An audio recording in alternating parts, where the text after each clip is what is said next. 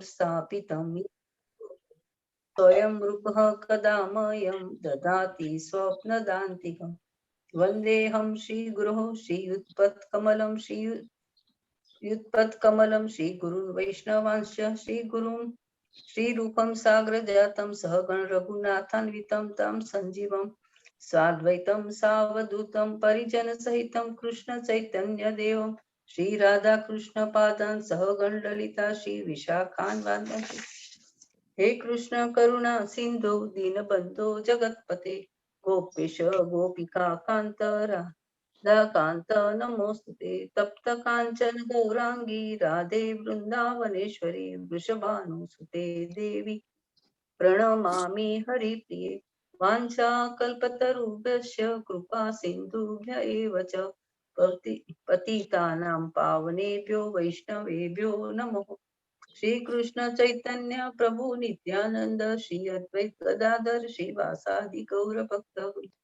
हरे कृष्ण कृष्ण कृष्ण हरे हरे हरे राम राम राम हरे हरे नमो विष्णुपदाय कृष्णपृष्ठाय भूतले श्रीमते भक्ति वेदांत स्वामिनेति नामिने नमस्ते सरस्वती देवी गौरवाणी प्रचारिणे निर्विशेष शून्यवादी हास्यता देशतारिणे जय श्री कृष्ण चैतन्य प्रभु नित्यानंद श्री अद्वैत गदाधर श्रीवासादि गौर भक्त वृंद हरे कृष्ण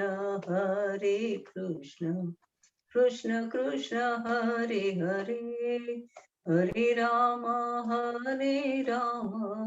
राम राम हरे हरे हरे कृष्ण प्रभु जी हरे कृष्ण माताजी धन्यवाद माताजी हरे कृष्ण सर्व भक्तों ने तो आज આપણે શ્રીમદ ભગવદ ગીતાના 18મો અધ્યાય છેલ્લો અધ્યાય કમ્પ્લીટ કરવા જઈ રહ્યા છે અને આની સાથે આપણો જે આ યજ્ઞ છે એ પણ સંપન્ન થશે આશા રાખું છું કે આપનો યજ્ઞ બહુ સરસ રીતે સંપન્ન થાય અને આપણે નવી નવી ચીજ જાણવા મળી અથવા કોઈ ચીજમાં કન્ફ્યુઝન ડાઉટ અથવા ક્લેરિટી ન હોય તો એ પણ આપણા દૂર થયા હોય મેં મારા હિસાબે પૂરો પ્રયાસ કર્યો છે ભગવાન શ્રી કૃષ્ણની કૃપાથી જે પ્રમાણે મને જ્ઞાન મળ્યું છે જે પ્રમાણે વાંચા અને શબ્દો મળ્યા એ પ્રમાણે મેં આપની સમક્ષ રજૂઆત કરી છે તો 18મો અધ્યાય જે છે એનું નામ છે મોક્ષ સંન્યાસીઓ ઉપસંહાર સંન્યાસની સિદ્ધિ હવે આ અધ્યાયમાં પણ ભગવાન શ્રી આ અધ્યાય સૌથી મોટો છે 78 શ્લોક છે એટલા માટે આજે આપણે થોડું વહેલું સવારે શરૂ કર્યું હતું અને રાજેન્દ્ર પ્રભુજી અને જયશ્રી માતાજીએ બહુ સરસ રીતે શ્લોકા પઠન કમ્પ્લીટ કર્યું અને એકદમ ટાઈમમાં કમ્પ્લીટ થઈ ગયું છે અત્યારે આપણે થોડી ભક્તોની હાજરી ઓછી છે રોજના કરતા કદાચ હોઈ શકે વહેલું કર્યું એટલા માટે બધાને જાણ કરેલી હતી તેમ છતાં પણ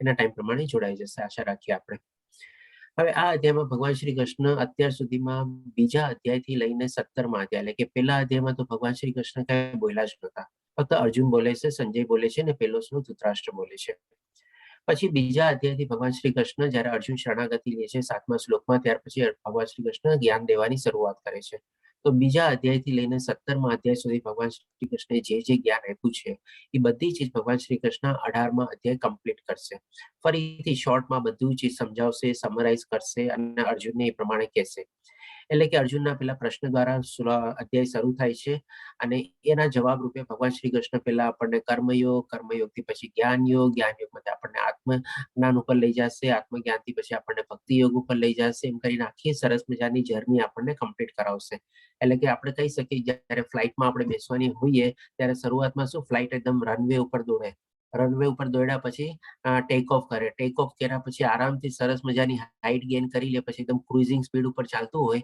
ત્યારે પછી આપણને એકદમ આરામ લાગે અને આપણે આરામ સરસ મજાની નિંદર ને બધું આવી જાય તો હવે એવી જ રીતે ભગવાન શ્રી કૃષ્ણ આપણને આખા અધ્યાયમાં કર્મયોગથી લઈને જ્ઞાન યોગ આત્મયોગ ભક્તિ યોગ બધું કરી અને આપણને છેલ્લે સનાતન ધામ સુધી પહોંચાડી દેશે એવી આપણે અનુભૂતિ કરવાની છે તો આપણે એ પ્રમાણે આપણે આપણી યાત્રા શરૂ કરીએ આપણે આ છેલ્લા અધ્યાયની અને આશા રાખીએ આપણને પણ બધાને આપણને ભગવત પ્રાપ્તિ જે આપણી ઈચ્છા છે એ આપણને સરસ રીતે આપણને મળી શકે તો આમાં પહેલો શ્લોક અર્જુનનો શરૂ થાય છે અર્જુન પૂછે છે અર્જુને કહ્યું હે મહાબાહુ હું સંન્યાસ એટલે કે ત્યાગનો ઉદ્દેશ જાણવા ઈચ્છું છું અને હે કેશીનું સદન, હે ઋષિકેશ, હું ત્યાગમય જીવન એટલે કે સંન્યાસ આશ્રમ વિશે પણ જાણવા ઈચ્છું છું.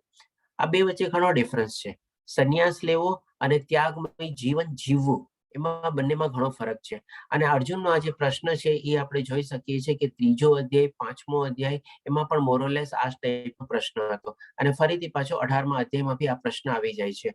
તો આ પ્રશ્ન જે છે ને થોડો ઘણો આપણે કહી શકીએ કે જે મને ફ્રિકવન્ટલી આસ્ક ક્વેશ્ચન્સ હોય ને એ વારે ઘડીએ પૂછાય અને બધાનો પ્રશ્ન હોય.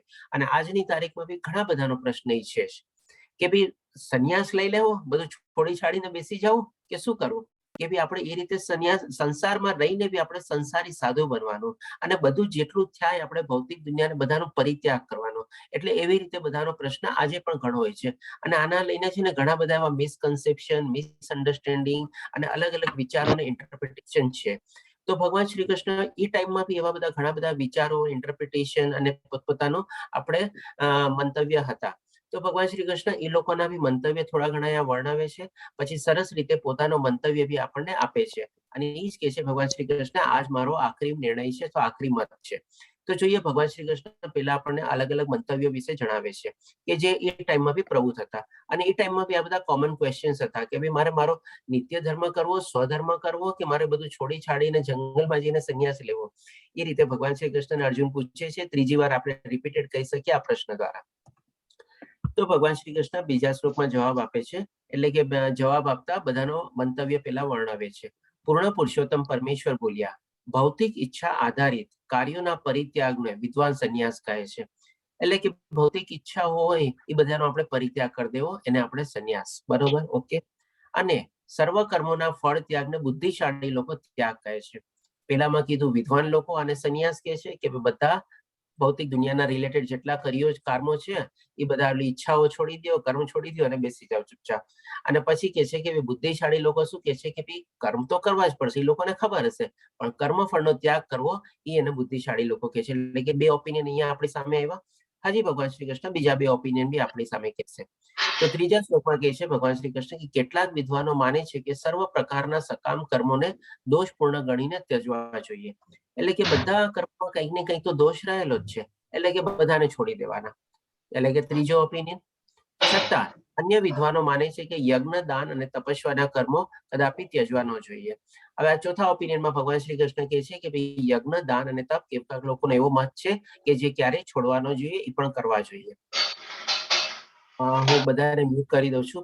પ્લીઝ આપ સર્વે બધાને મ્યુટ રાખજો જેથી બેકગ્રાઉન્ડ ડિસ્ટર્બન્સ ઓછું થાય. ઓકે. હવે ભગવાન શ્રી કૃષ્ણ 5મા શ્લોકમાં સમજાવે છે કે યજ્ઞ, દાન અને તપસ્યાના કર્મો કદાપી ત્યાગ કરવો ન જોઈએ, તે અવશ્ય સંપન્ન કરવા જોઈએ. ખરેખર યજ્ઞ, દાન તથા તપ મહાત્માઓને પણ શુદ્ધ કરે છે. એટલે કે ભગવાન શ્રી કૃષ્ણ જે 4થો ઓપિનિયન હતો એની સાથે પોતાની સહમતિ રજૂ કરે છે, એની સાથે પોતે એગ્રી થાય છે. અને એગ્રી થઈને એ પણ કહે છે કે મોટા મોટા મહાત્માઓ લોકોએ, ઋષિ મુનિએ લોકોએ પણ આવા મોટા યજ્ઞ કરીને, દાન કરીને, તપ કરીને આપણે આત્માને શુદ્ધ કરેલી છે અને મુક્તિના રસ્તા ઉપર એ લોકો આગળ વધ્યા છે. આ રીતે ભગવાન શ્રી કૃષ્ણ એ 5મા શ્લોકમાં એ મંતવ્ય સાથે પોતાની સહમતિ દર્શાવે છે. પછી હવે ભગવાન શ્રી કૃષ્ણ પોતાનો ફાઇનલ નિર્ણય બી આપશે. હવે 6ઠ્ઠા શ્લોકમાં ભગવાન શ્રી કૃષ્ણ કહે છે આ બધા કાર્યો કોઈ પણ પ્રકારની આસક્તિ કે ફળની આશા રાખ્યા વગર કરવા જોઈએ. આ બધા કાર્યો એટલે ક્યાં કાર્યો? તો કે ભાઈ યજ્ઞ, તપ અને દાન. પેલા સહમતિ સંભળાવી દીધી, હવે એને જ આગળ લઈને ઓર કે છે કે આ બધા કાર્યો બી કરવા જોઈએ, બરાબર છે, પણ એની સાથે સાથે શું એડ કરવું જોઈએ એ કે છે કે ભાઈ આસક્તિ અને ફળની આશા રાખ્યા વગર કરવા જોઈએ. હે પ્રથાપુત્ર, આને કર્તવ્ય સમજીને કરવા જોઈએ, as a matter of duty કરવા જોઈએ. આ જ મારો અંતિમ મત છે. એટલે કે ભગવાન શ્રી કૃષ્ણનો અંતિમ મત રૂપે શું આપ્યું કે આપણે પોતાનો સ્વધર્મ અથવા નિયત કર્મ તો નિભાવવાનો જ છે, સાથે સાથે આપણે યજ્ઞ, તપ અને દાન એ પણ કર્મ કરવાના જ છે આપણે.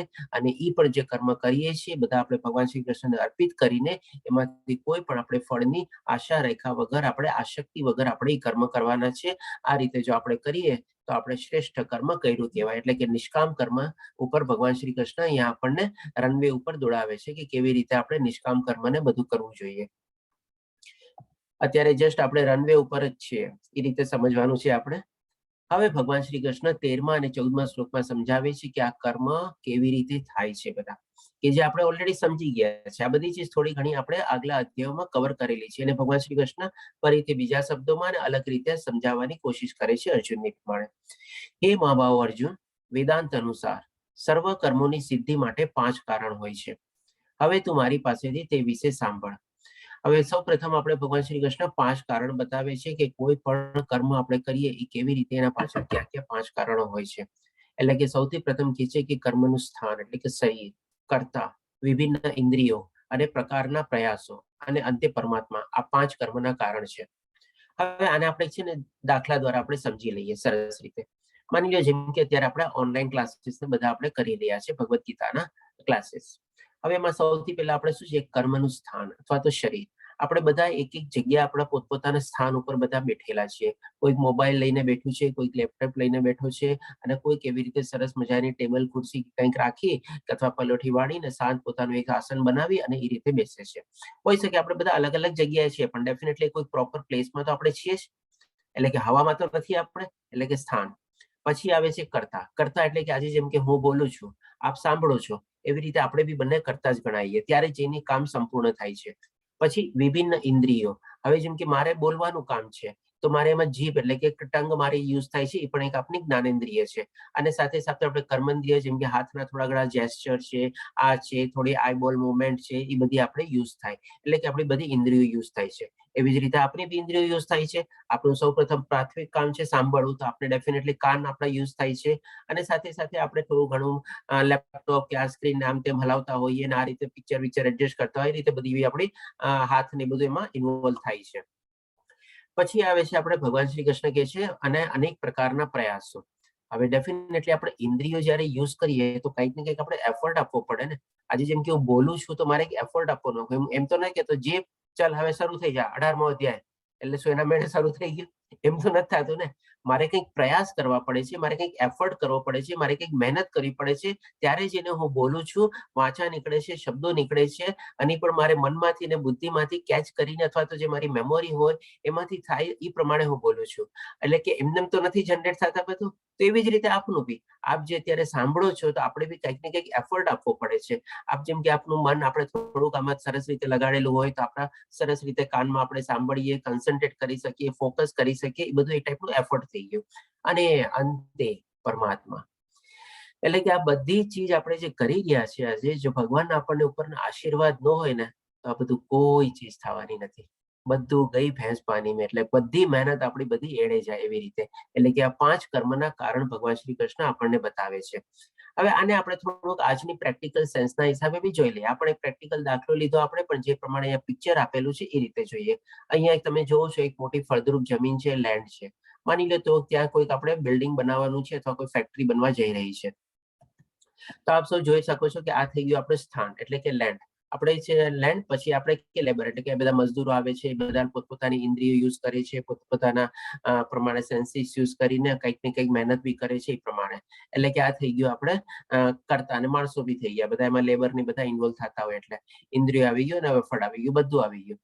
અને ડેફિનેટલી એના માટે કંઈક ને કંઈક મૂડી ને બધી જોતી હોય એ લોકો બી નાખે. અને લાસ્ટમાં તમે અહીંયા જોવો છો આખરે પરમાત્મા. એટલે કે આ પરમાત્મા જો એનામાં મળે ત્યારે જઈને આપણા બધા કામ પૂરા થાય, નહીં તો પછી કાંઈ પૂરું નથી થવાનું. આજે જેમ આપણે ઇકોનોમિક્સમાં બધા ભણીએ છીએ કે 4 ફેક્ટર ઓફ પ્રોડક્શન, ક્યાં તો કે લેન્ડ, લેબર, કેપિટલ, ઓર્ગેનાઇઝેશન. એ ચારેયને તમે આની સાથે સંકળાવી શકો. પણ હવે ઈ શું છે, પાંચમું જે ફેક્ટર છે પરમાત્માનું ફેક્ટર, એને એ લોકો ઇગ્નોર કરે છે. અને એના જ કારણે આજે ઘણા બધા એવા મોટા મોટા પ્રોજેક્ટ ને બધું હોય છે, સારી એવી મૂડી રોકાણ થઈ ગયું હોય, સારું કામકાજ બધું થઈ ગયું હોય, તેમ છતાંય પૂર્ણ થતા નથી અને ફેલ થાય છે. શું કામે? તો કે ભાઈ લોકો પરમાત્માને નથી ગણતા. એટલા જ માટે આજે શું છે, જે લોકો સારી રીતે આવું સરસ મજાનું કામ કરતા હોય, જેના બધું આધ્યાત્મિક જ્ઞાન ને હોય ને, સૌથી પહેલા ભગવાનનું આહ્વાન કરે, સૌથી પહેલા ભગવાનની પૂજા કરે, ભગવાનની અનુમતિ લે, એની સહમતિ લે અને એને સાથેમાં જોડે, અને પછી લોકો પોતપોતાનું કામ આગળ વધારે. પછી એ રીતે કામ સરસ રીતે સંપન્ન બી થાય. તો ડેફિનેટલી જ્યાં સુધી ભગવાનને આપણે ન બોલાવીએ, એની સહમતિ ન લઈએ, એની અનુમતિ ન લઈએ, ત્યાં સુધી આપણે ગમે તેટલી મહેનત કરીએ ને કોઈ આપણા પૂરા થવાના નથી. પણ એને આજ તો કલયુગ છે. કલયુગમાં અત્યારે બધા સમજીને શું બેઠા છે, મેં કહ્યું. તો એ જ ચીજ ભગવાન શ્રી કૃષ્ણ આપણને આગલા શ્લોકમાં કહેશે. માટે જે મનુષ્ય 5 કારણનો વિચાર કર્યા વિના માત્ર પોતાને જ એકમાત્ર કર્મમાં કરતા માનીને બેઠો છે, ભાઈ આ તો મેં જ કર્યું છે, મારા કારણે થયું છે, હું નહોતો થાત જ નહીં, આવું બધું બસ. તે નિસંદેહ બુદ્ધિમાન નથી અને વસ્તુને યથાર્થ રૂપે એટલે કે સાચી રીતે જોઈ શકતો નથી. આ રીતે ભગવાન શ્રી કૃષ્ણ કહે છે કે ભાઈ તું ગમે તેટલું કર ને ભાઈ કાંઈ નથી થવાનું. જ્યાં સુધી એની અનુમતિ નહીં મળે, તને સહમતિ નહીં મળે, ત્યાં સુધી તારા બધા પ્રયાસો, તારી બધી મહેનતો, તારી બધી બુદ્ધિ બધું બેકાર જ જવાનું છે. તને કોઈ લાભ નથી મળવાનો જો તું પોતાને કરતા સમજીને બેઠો હતો. એટલે કે અહીંયા ભગવાન શ્રી કૃષ્ણ આપણને શું કહે છે કે ભાઈ આપણે ખાલી નામના કરતા છીએ, કરતા થઈને બી આપણે અકર્તા થવાનું છે. અને જે કાંઈ પણ છે એ બધું એને સમર્પિત આપણે કરીને કરવાનું છે. આપણે કે ભગવાન તારી અનુમતિ છે, તારી સહમતિ છે, તું જ મને બુદ્ધિ આપસ, તું જ મને જ્ઞાન આપસ, તું જ મને બધું સમજાવસ કે જેથી કરીને હું આ કરી શકું છું. બાકી હું તો તુચ્છ છું, તારા પ્રમાણે હું ચાલુ છું. બસ જો એ પ્રમાણે આપણે કરીએ તો ઠીક છે. બાકી આપણે પોતાને કરતા તરીકે સમજી બેસીએ કે ભાઈ હું જ છું, બધું ખતમ થવાનું છે. હવે ભગવાન શ્રી કૃષ્ણ આપણને આ બધી ચીજો આપણને બહુ સરસ રીતે સમજાવશે કે ભાઈ જ્ઞાન, જ્ઞેય તથા જ્ઞાતા આ ત્રણેય કર્મના પ્રેરક બળ છે. ઇન્દ્રિયો, કરણ, કર્મ તથા કર્તા આ ત્રણ કર્મના સંઘટક છે. હવે આપણે પેલા બે અલગ અલગ પાર્ટમાં ડિવાઈડ થઈ ગઈ છે. તો બે અલગ અલગ પાર્ટ શું ભગવાન શ્રી કૃષ્ણ કહે છે એ સમજી લે. કર્મના પ્રેરક બળ એટલે કે કોઈ પણ કર્મ કરવા પાછળ એનું પ્રેરક બળ એટલે કે એની પાછળનો હેતુ, એની પાછળનો ઉદ્દેશ્ય, એની પાછળનો ગોલ, એની પાછળનો ઓબ્જેક્ટિવ શું છે એ આપણે જોવાનું. પછી બીજું છે કે ભાઈ ત્રણ પ્રકારના સંઘટક. સંઘટક એટલે આપણે કહી શકીએ કે ભાઈ એને જે જોઈન્ટ ફેક્ટર બધા હોઈ શકે એટલે કે એકબીજાને સંકળી શકે એ રીતે બધાને સંઘટક ફેક્ટર તરીકે ભગવાન શ્રી કૃષ્ણ બે પાર્ટમાં ડિવાઈડ કરે છે. પછી એક પાર્ટમાં કહે છે કે ત્રણ ચીજ કે ભાઈ જ્ઞાન, જ્ઞેય તથા જ્ઞાતા. હવે આને પણ આપણે એક સરસ રીતે એક્ઝામ્પલ રીતે લઈએ. જે માની લો અત્યારે ભગવદ્ ગીતાના આપણે ક્લાસ લઈએ છીએ આપણે, તો આપણે જ્ઞાન એટલે કે આપણે જે જ્ઞાન મેળવી રહ્યા છીએ જ્ઞાન ક્યાં છે આપણે, તો કે ભગવદ્ ગીતામાં. ઠીક છે. જ્ઞેય, જ્ઞેય એટલે કે શું, આપણે જ્ઞાન મેળવવાનું લક્ષ્ય, આપણું લક્ષ્ય શું છે એટલે કે ઈ જે જ્ઞાન મેળવીને આપણને શું હાસિલ કરશું આપણે, તો કે ભાઈ આપણે ભગવાનની પ્રાપ્તિ માટે આપણું લક્ષ્ય છે એ માટે આપણે જ્ઞાન મેળવીએ છીએ. અથવા તો આપણા જીવનનો ઉદ્દેશ શું છે એ જાણવા માટે આપણે મેળવીએ છીએ. અને પછી આવે છે જ્ઞાતા. જ્ઞાતા એટલે કે માની લો આપણે લોકો બધા અત્યારે આ સરસ મજાના ક્લાસ એટેન્ડ કરીને આ બધું આપણે જ્ઞાનની મેળવીએ છીએ. એટલે કે આપણે બધા થઈ ગયા ટાઈપના જ્ઞાતા આપણે. એટલે આ ત્રણ થઈ ગયા કર્મના પ્રેરક બળ કે જે ઈ ચીજ ન હોય તો પછી આગળ વધે જ નહીં. હવે આવે છે પછી એને આગળ વધારવા માટે એટલે કે એને કે ફોર્સ બિહાઇન્ડ એટલે કે બધા પડદાની પાછળ જેમ આગળ સ્ટેજ ઉપર હોય ને, સ્ટેજ ઉપર આ બધા આપણે એક્ટિંગ કરતા હોય, પણ પડદાની પાછળ બી તો ઘણા લોકો કામ કરતા હોય ને. હવે પડદાની પાછળ શું છે બધું, જેમ કે આપણે ઇન્દ્રિયો કરણ. હવે ડેફિનેટલી આપણે ચોપડી વાંચતા હોય તો આપણે આંખ લગાડીએ, આપણે એ પ્રમાણે જોઈએ. અહીંયા આપણે ક્લાસીસ બધા કરી રહ્યા છે તો બોલીએ છીએ, સાંભળીએ છીએ એવી રીતે. એટલે કે બધી આપણી ઇન્દ્રિયો યુઝ થાય છે. કર્મ એટલે કે આપણે કંઈક ને કંઈક રીતે કર્મ કરીએ છીએ ને એફર્ટ આપીએ છીએ. તથા કરતા એટલે કે આપણે બોલીએ છીએ, તમે સાંભળો છો એવી રીતે બધા. આ રીતે ભગવાન શ્રી કૃષ્ણ કહે છે કે આ બધા ત્રણ કર્મના સંઘટક છે. એટલે કે એક એક ચીજને એક એક ચીજ બધી જોઈન્ટ કરીને એને આગળ વધારે છે. આ રીતે ભગવાન શ્રી કૃષ્ણ આપણને બે પાર્ટ સમજાવ્યા. પહેલા 5 કારણ સમજાવ્યા, પછી એના ઓર સ્પ્લિટ અપ કર્યા 2 ભાગમાં, અને પછી એને ઓર સ્પ્લિટ અપ કર્યા 3 પાર્ટમાં, જે આપણે સરસ રીતે અહીંયા સમજ્યા. હવે આના પછીની જે 6 સ્લાઇડ આવવાની છે એમાં 6 સ્લાઇડમાં ભગવાન શ્રી કૃષ્ણ આપણને ટોટલી 6 અલગ અલગ ચીજ સમજાવશે. શું, તો કે ભાઈ જ્ઞાન, બુદ્ધિ, કર્તા, કર્મ અને પછી ધૃતિ એટલે કે ડિટર્મિનેશન એટલે કે આપણે કેવી રીતે આપણે દ્રઢથી આગળ વધીએ છીએ એ રીતે. અને પછી આપણને સુખ. હવે આ ત્રણેય 6 ચીજને ભગવાન શ્રી કૃષ્ણે 3 પાર્ટમાં ડિવાઈડ કરેલી છે. શેમાં, તો કે સતો, સાત્વિક, રજોગુણી અને તામસી અથવા તમોગુણીમાં. હવે આપણે છે ને આપણે પોતાનું આપણું મૂલ્યાંકન કરવાનું છે કે ભાઈ આપણું જ્ઞાન કેવું છે, આપણી બુદ્ધિ કેવી છે, આપણે કેવા કરતા છીએ, આપણે કેવા કર્મ કરીએ છીએ, આપણું દ્રઢ એટલે નિશ્ચય આપણે કેવી ભાવનાથી આપણે આગળ વધીએ છીએ, અને લાસ્ટમાં આપણને સુખ એટલે કે એ કેવી રીતે આપણને પ્રાપ્ત થાય છે. આ બધી ચીજ ભગવાન શ્રી કૃષ્ણ સત્વગુણ, રજોગુણ, તમોગુણમાં ડિવાઈડ કરી અને આપણે માર્કિંગ આપવાના છે. હવે આ એક્સરસાઇઝ જે છે આપણે અત્યારે બી કરી શકો છો, ક્લાસ ચાલતો હશે એની સાથે સાથે, અથવા આપણની સામે સ્લાઇડ ને બધું આવી જશે તો પછી આરામથી ઘરે બેઠા બી આપણે એક્સરસાઇઝ કરી શકો છો. અને પોતાનું મૂલ્યાંકન કરવાનું છે. અને મૂલ્યાંકન કરવાની સિસ્ટમ શું છે એ બી આપણે કહી દઉં. પણ એવું નથી કે આપણી સામે મૂલ્યાંકનની સિસ્ટમ આવી ગઈ એટલે કે સિસ્ટમ જાણીને આપણે એકદમ હાઈએસ્ટ માર્ક પોતાને આપવાના, કારણ કે તો પછી આપણી સાથે પોતાની આપણે છેતરપિંડી જેવું થશે. જેમ ભગવાન શ્રી કૃષ્ણ 3જા અધ્યાયમાં આપણને સમજાવ્યું હતું ને, પેલા કમંડળ લઈને બધાનો ફોટો હતો કે ભાઈ પોતે જ દંભી છે અને બીજાને બી છેતરે છે એવી રીતે. તો આપણે શું છે કે 1 થી 3 તમારી જાતને રેટ કરો. 1 સૌથી નીચો સ્કોર છે અને 3 સૌથી ઊંચો સ્કોર છે. હવે 6 સ્લાઇડ આવશે આપણી સામે, આપણે એને જસ્ટ આપણે ગો થ્રુ કરી જશું. એટલે કે 3, 2 અને 1 એવી રીતે આપણે માર્ક્સ આપવાના છે. તો સૌ પ્રથમ આવે છે પેલા જ્ઞાન, કે જ્ઞાન 3 પ્રકારના કેવા હોય છે એ ભગવાન શ્રી કૃષ્ણ આપણને સમજાવે છે. તો હવે એ આપણે અલગ અલગ ચીજને સમજી લઈએ અને એ પ્રમાણે આપણે પોતાનું મૂલ્યાંકન બી કરીએ અને સાથે સાથે જો આપણને આમાં કોઈક એવી સમજવાની જરૂર લાગશે તો આપણે ક્લિયર કરી લેશું અથવા આ પ્રશ્ન બી છેલ્લે પૂછી શકો છો. અધરવાઇઝ મને એવું કઈ લાગશે જેમાં આપણે ક્લિયર કરવાની જરૂર છે તો આપણે કરી લેશું. એટલે કે 3 પ્રકારના જ્ઞાન. સૌથી પહેલા ભગવાન શ્રી કૃષ્ણ કહે છે જે જ્ઞાનથી અસંખ્ય રૂપોમાં વિભક્ત થયેલા સર્વ જીવોમાં એક જ અવિભક્ત આધ્યાત્મિક પ્રકૃતિ જોવામાં આવે છે તે જ્ઞાનને સાત્વિક જાણવું જોઈએ. શોર્ટમાં બધું કહેતો જઈશ કે ભાઈ આપણે બધા જીવોમાં છે ને આપણે એક જ આત્મા જોવાની છે. તો એ સાચું જ્ઞાન છે અને સાત્વિક જ્ઞાન છે. અને જો જે જ્ઞાનથી મનુષ્ય જુદા જુદા શરીરમાં જુદા જુદા પ્રકારના જીવ જુએ છે તે જ્ઞાનને રજોગુણી ગણાય. આ માણસ સારો છે, આ માણસ કદરૂપો છે, આ માણસે કપડા સારા પહેર્યા છે, આ માણસ પૈસાદાર છે, અને આ તો પ્રાણી છે, આ તો ઓલું છે, આ તો તુચ્છ કહેવાય, આ આમ કહેવાય. તો એ રજોગુણી છે. અને પછી લાસ્ટમાં અને તે જ્ઞાન તામસિક કહેવાય છે કે જેનાથી મનુષ્ય અતિ તુચ્છ એવા કોઈ એક પ્રકારના કાર્યને સર્વે સર્વા માનીને તથા સત્યને જાણ્યા વિના તેમાં આસક્ત રહે છે. હવે આપણે છે ને આ તામસિક બધા ગુણોને બહુ ઓછું ટચ કરશું કારણ કે આપણે થોડા ઘણા આપણે એનાથી પર થઈ ગયા હોઈએ આપણે, અને આ બધું સમજતા બી હોઈએ કે આ બધી ચીજ આપણે હવે ન કરવી જોઈએ. એટલે કે આવી કોઈ તુચ્છ એવી એક્ટિવિટીમાં કોઈ માણસ ઇન્વોલ્વ હોય, નોર્મલી કોઈ હશે જ નહીં આપણે, તો એને આપણે કહી શકીએ કે ભાઈ તમોગુણમાં જીવે છે. અને એનું જે જ્ઞાન જે છે એ પણ તમોગુણી વાળું જ્ઞાન છે. આ જીવન આપણે ઘરે કોઈ પ્રાણી બી આવે ને તો આપણે ઠીક છે ભાઈ, આપણે જેમ કે કૂતરો આવ્યો અને બિસ્કીટ આપણે નાખી દઈએ અને કહીએ ભાઈ ચલો ઓકે આવી રીતે. આપણે એના આજે બી છે ને આપણે હટ હટ હટ હટ આમ હટ એવું બધું નથી કરતા. આપણે બને ત્યાં સુધી આપણે હાથ જોડીએ કે ભાઈ ઠીક છે, આપણે પોતે દૂર જઈએ કે એવું કઈ બી કરતા તો પછી માણસની સાથે તો આપણે સારી રીતે જ રહેતા હોઈએ. પછી હવે આવે છે કર્મ, એટલે કે હવે આપણે કર્મ કેવા કરીએ છીએ એના ઉપર છે. એટલે કે જે કર્મ નિયત થયેલું છે, એટલે કે પોતાનું નિયત કર્મ અથવા સ્વધર્મ, અને જે આસક્તિ રાગ કે દ્વેષથી રહિત અને ફળની ઈચ્છા રાખ્યા વગર કરવામાં આવે છે તે સાત્વિક કહેવાય છે. એટલે કે જેમ ભગવાન શ્રી કૃષ્ણ કીધું ને કે ભાઈ કર્મ તો કરવાનું જ છે, એમાં સ્વધર્મ નિભાવવાનો છે, નિયત કર્મ કરવાનું જ છે, બધા કર્મ મને અર્પણ કરવાના છે, અને સાથે સાથે કર્મ ફળનો આસક્તિ બી નથી રાખવાની, એની ઈચ્છા બી નથી રાખવાની. તો આ રીતે જો કર્મ કરતો હોય તો એના સાત્વિક કર્મ ગણાય. એટલે કે આપણે અકર્મની ડેફિનેશનમાં આવી જાય, આધ્યાત્મિક કર્મ ગણાય. અને આધ્યાત્મિક કર્મ આપણને ઉચ્ચતર લોકમાં લઈ જાય છે આપણે.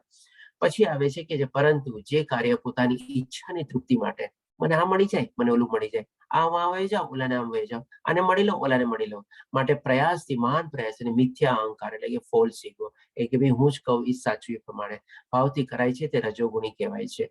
તો આવી રીતે જો કોઈ કરતું હોય, ઘણા લોકો આજકાલ શું બધાની મેન્ટાલિટી હોય છે એમાં કે ભાઈ હું કરું નહીં સાચું, બસ એવી રીતે. તો આ રીતે રજોગુણી હોય છે.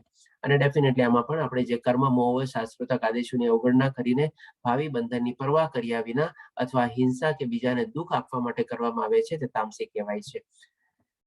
હવે ભગવાન શ્રી કૃષ્ણ હજી એક આપણને નવી ચીજ પાછી કહેશે, કર્તા. હવે આપણે કેવા ટાઈપના કર્તા છીએ ને એ બી આપણે જોઈએ. એટલે કે જે મનુષ્ય ભૌતિક ગુણોના સંસર્ગથી રહિત, એટલે કે ભૌતિકના મોહ માયાની બધાથી ઉપર, એટલે કે રહિત એટલે કે ઉપર, એનાથી છોડી દીધું છે બધું, અહંકાર વગર ધૈર્ય તથા ઉત્સાહપૂર્વક પોતાનું કામ કરે છે. એટલે કે અહીંયા બે ચીજ બહુ ઇમ્પોર્ટન્ટ છે, આપણે ધૈર્ય અને ઉત્સાહપૂર્વક. એટલે કે કઈ કર્મફળને બધાનો ત્યાગ કરી દીધો છે તો પછી ઉત્સાહ શેનો? તો કે ના ભાઈ, તો કૃષ્ણની ભાવનાથી કર્મ કરે છે એટલા માટે હંમેશા ઉત્સાહિત રહે છે. આવો એક શ્લોક આપણે 3જા અને 5મા અધ્યાયમાં બી આવેલો, ત્યારે બી આપણે સમજ્યા હતા કે આપણે મન, બુદ્ધિ, આપણું શરીર, આપણી ઇન્દ્રિયો બધું એમાં 100% આપીને કામ કરવાનું છે. એમ નહીં કે કર્મફળનો ત્યાગ કરી દીધો એટલે લાવ ને બી જેમ તેમ કરી નાખો, એવી રીતે નહીં. એટલે કે ધૈર્ય અને ઉત્સાહપૂર્વક પોતાના કર્મ કરે છે અને સફળતા કે નિષ્ફળતામાં અવિચલિત રહે છે. સફળતા મળી તોય ઠીક છે, નિષ્ફળતા મળી તોય ઠીક છે, તે સાત્વિક કર્તા કહેવાય છે. પછી જે કર્તા તથા કર્મફળના આસક્તિ રહીને ફળો ભોગવવાની ઈચ્છા રાખે છે. હા, હું આ કામ કરી લઈશ ને મને આ ફળ મળશે, ઓલું કામ કરીશ એટલે મને આ ફળ મળશે, એવી રીતે બધી અલગ અલગ એવી ઈચ્છાઓ થાય છે. તથા લોભી, હંમેશા ઈર્ષ્યા કરનાર, અપવિત્ર તથા શુદ્ધ બુદ્ધિથી વિચલિત થનારો હોય તે રાશિ અથવા રજોગુણી કહેવાય છે.